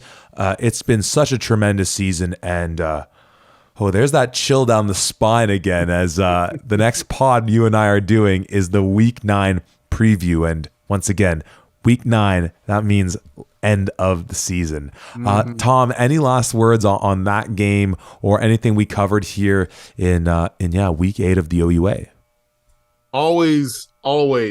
Things never seem to work out the way that we think they are for the most part. We thought, oh my God, Windsor Laurier, it's going to be unbelievable must-watch TV. And it obviously was because just of the quality of the two teams. But I would argue that the most exciting game this week was Queens Guelph, going back and forth with a lot of things. And then Laurier does their thing and blows out Windsor in that regard. And Carlton Waterloo comes down to the wire, literally down to the wire, when Forcier kicks the Rouge at zeros on the board here to win the game. Like, God, how could you not love OUA football when this is what you were seeing week after week after week? I'm sad to see it go, but God, I'm so happy I got a chance to watch all of this. I can't wait for Week 9 as well. This is going to be some of the best football we've seen all year. I do need to prompt you for last words. I tried to get this out of you earlier, and I should have reminded you, though, but because you weren't able to watch these games live. I mean, we talked about that no one was able to watch the Toronto Western game live unless you were in London. But I need you to just reiterate your story of where you were on Saturday afternoon and the subsequent story that attaches to that. Yes. Ashamedly, I will say I was not watching any Canadian university football games live because I was down at the University of Michigan watching a football game there. It's a family tradition. We've been doing it for the past 15 years. So I'm so sorry to the OUA faithful. I was out there doing that. However, walking into the stadium, coming down, and we had phenomenal seats. We were down at in the third row for this Michigan game, which was amazing. All I hear when I'm down there, "Hey, Tom, is Zorn playing today?" We got recognized, baby, down in the States in the big house. Somebody saw me, knew I was from At the 55 and wanted to talk Laurier Windsor. We're international, baby. Let's go. Did you have like the hat on, or they straight up just saw your beautiful mug and they're like, "That's straight Tom up still." Saw my face, knew who I was. Let's go. Oh, heck yeah, man. It gives me promise that when I see the analytics from our podcasts, and we sometimes get odd listens coming from parts of the world where I'm just like, the algorithms must be wrong. And, we're at a point on some of our Twitter posts where we're getting bots of various kinds liking posts and things like that. I'm like, mama, I made it.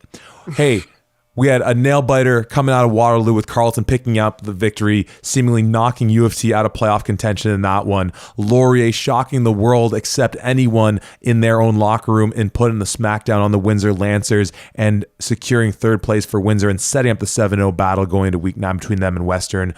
Ottawa sends Mac packing on the year, but possibly Amilcar Polk is out for the year, but we don't know the status of that. Queens and Guelph, a vastly more entertaining game than we could have ever anticipated. Guelph's defense is looking for real, and this rushing attack for Queens, spearheaded by one Jared Kasari, is showing why he should be at least in the conversation for OU MVP. And Western U of T, despite the blackout effect in more than one manner in this one, giving us some moments of pause for the Mustangs, but at the end of the day, they pick up a win by 42 in those all-black jerseys under the lights in London, and it's hard to think anything but that 7-0 team is still rolling. Tom, I cannot wait to talk to you about the games we have in the final week of the OUA season coming up and just everything and anything involved with that.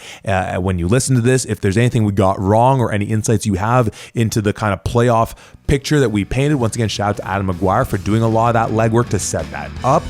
Please let us know. As always, however you're consuming our content, just thank you so much for being on this journey with us this season. It has been an absolute blast, and it's been made that much more so with everyone participating in the various ways they have. So, Tom, that'll wrap it for week 8 in the OUA season, and we'll be talking with you all later this week at the 55.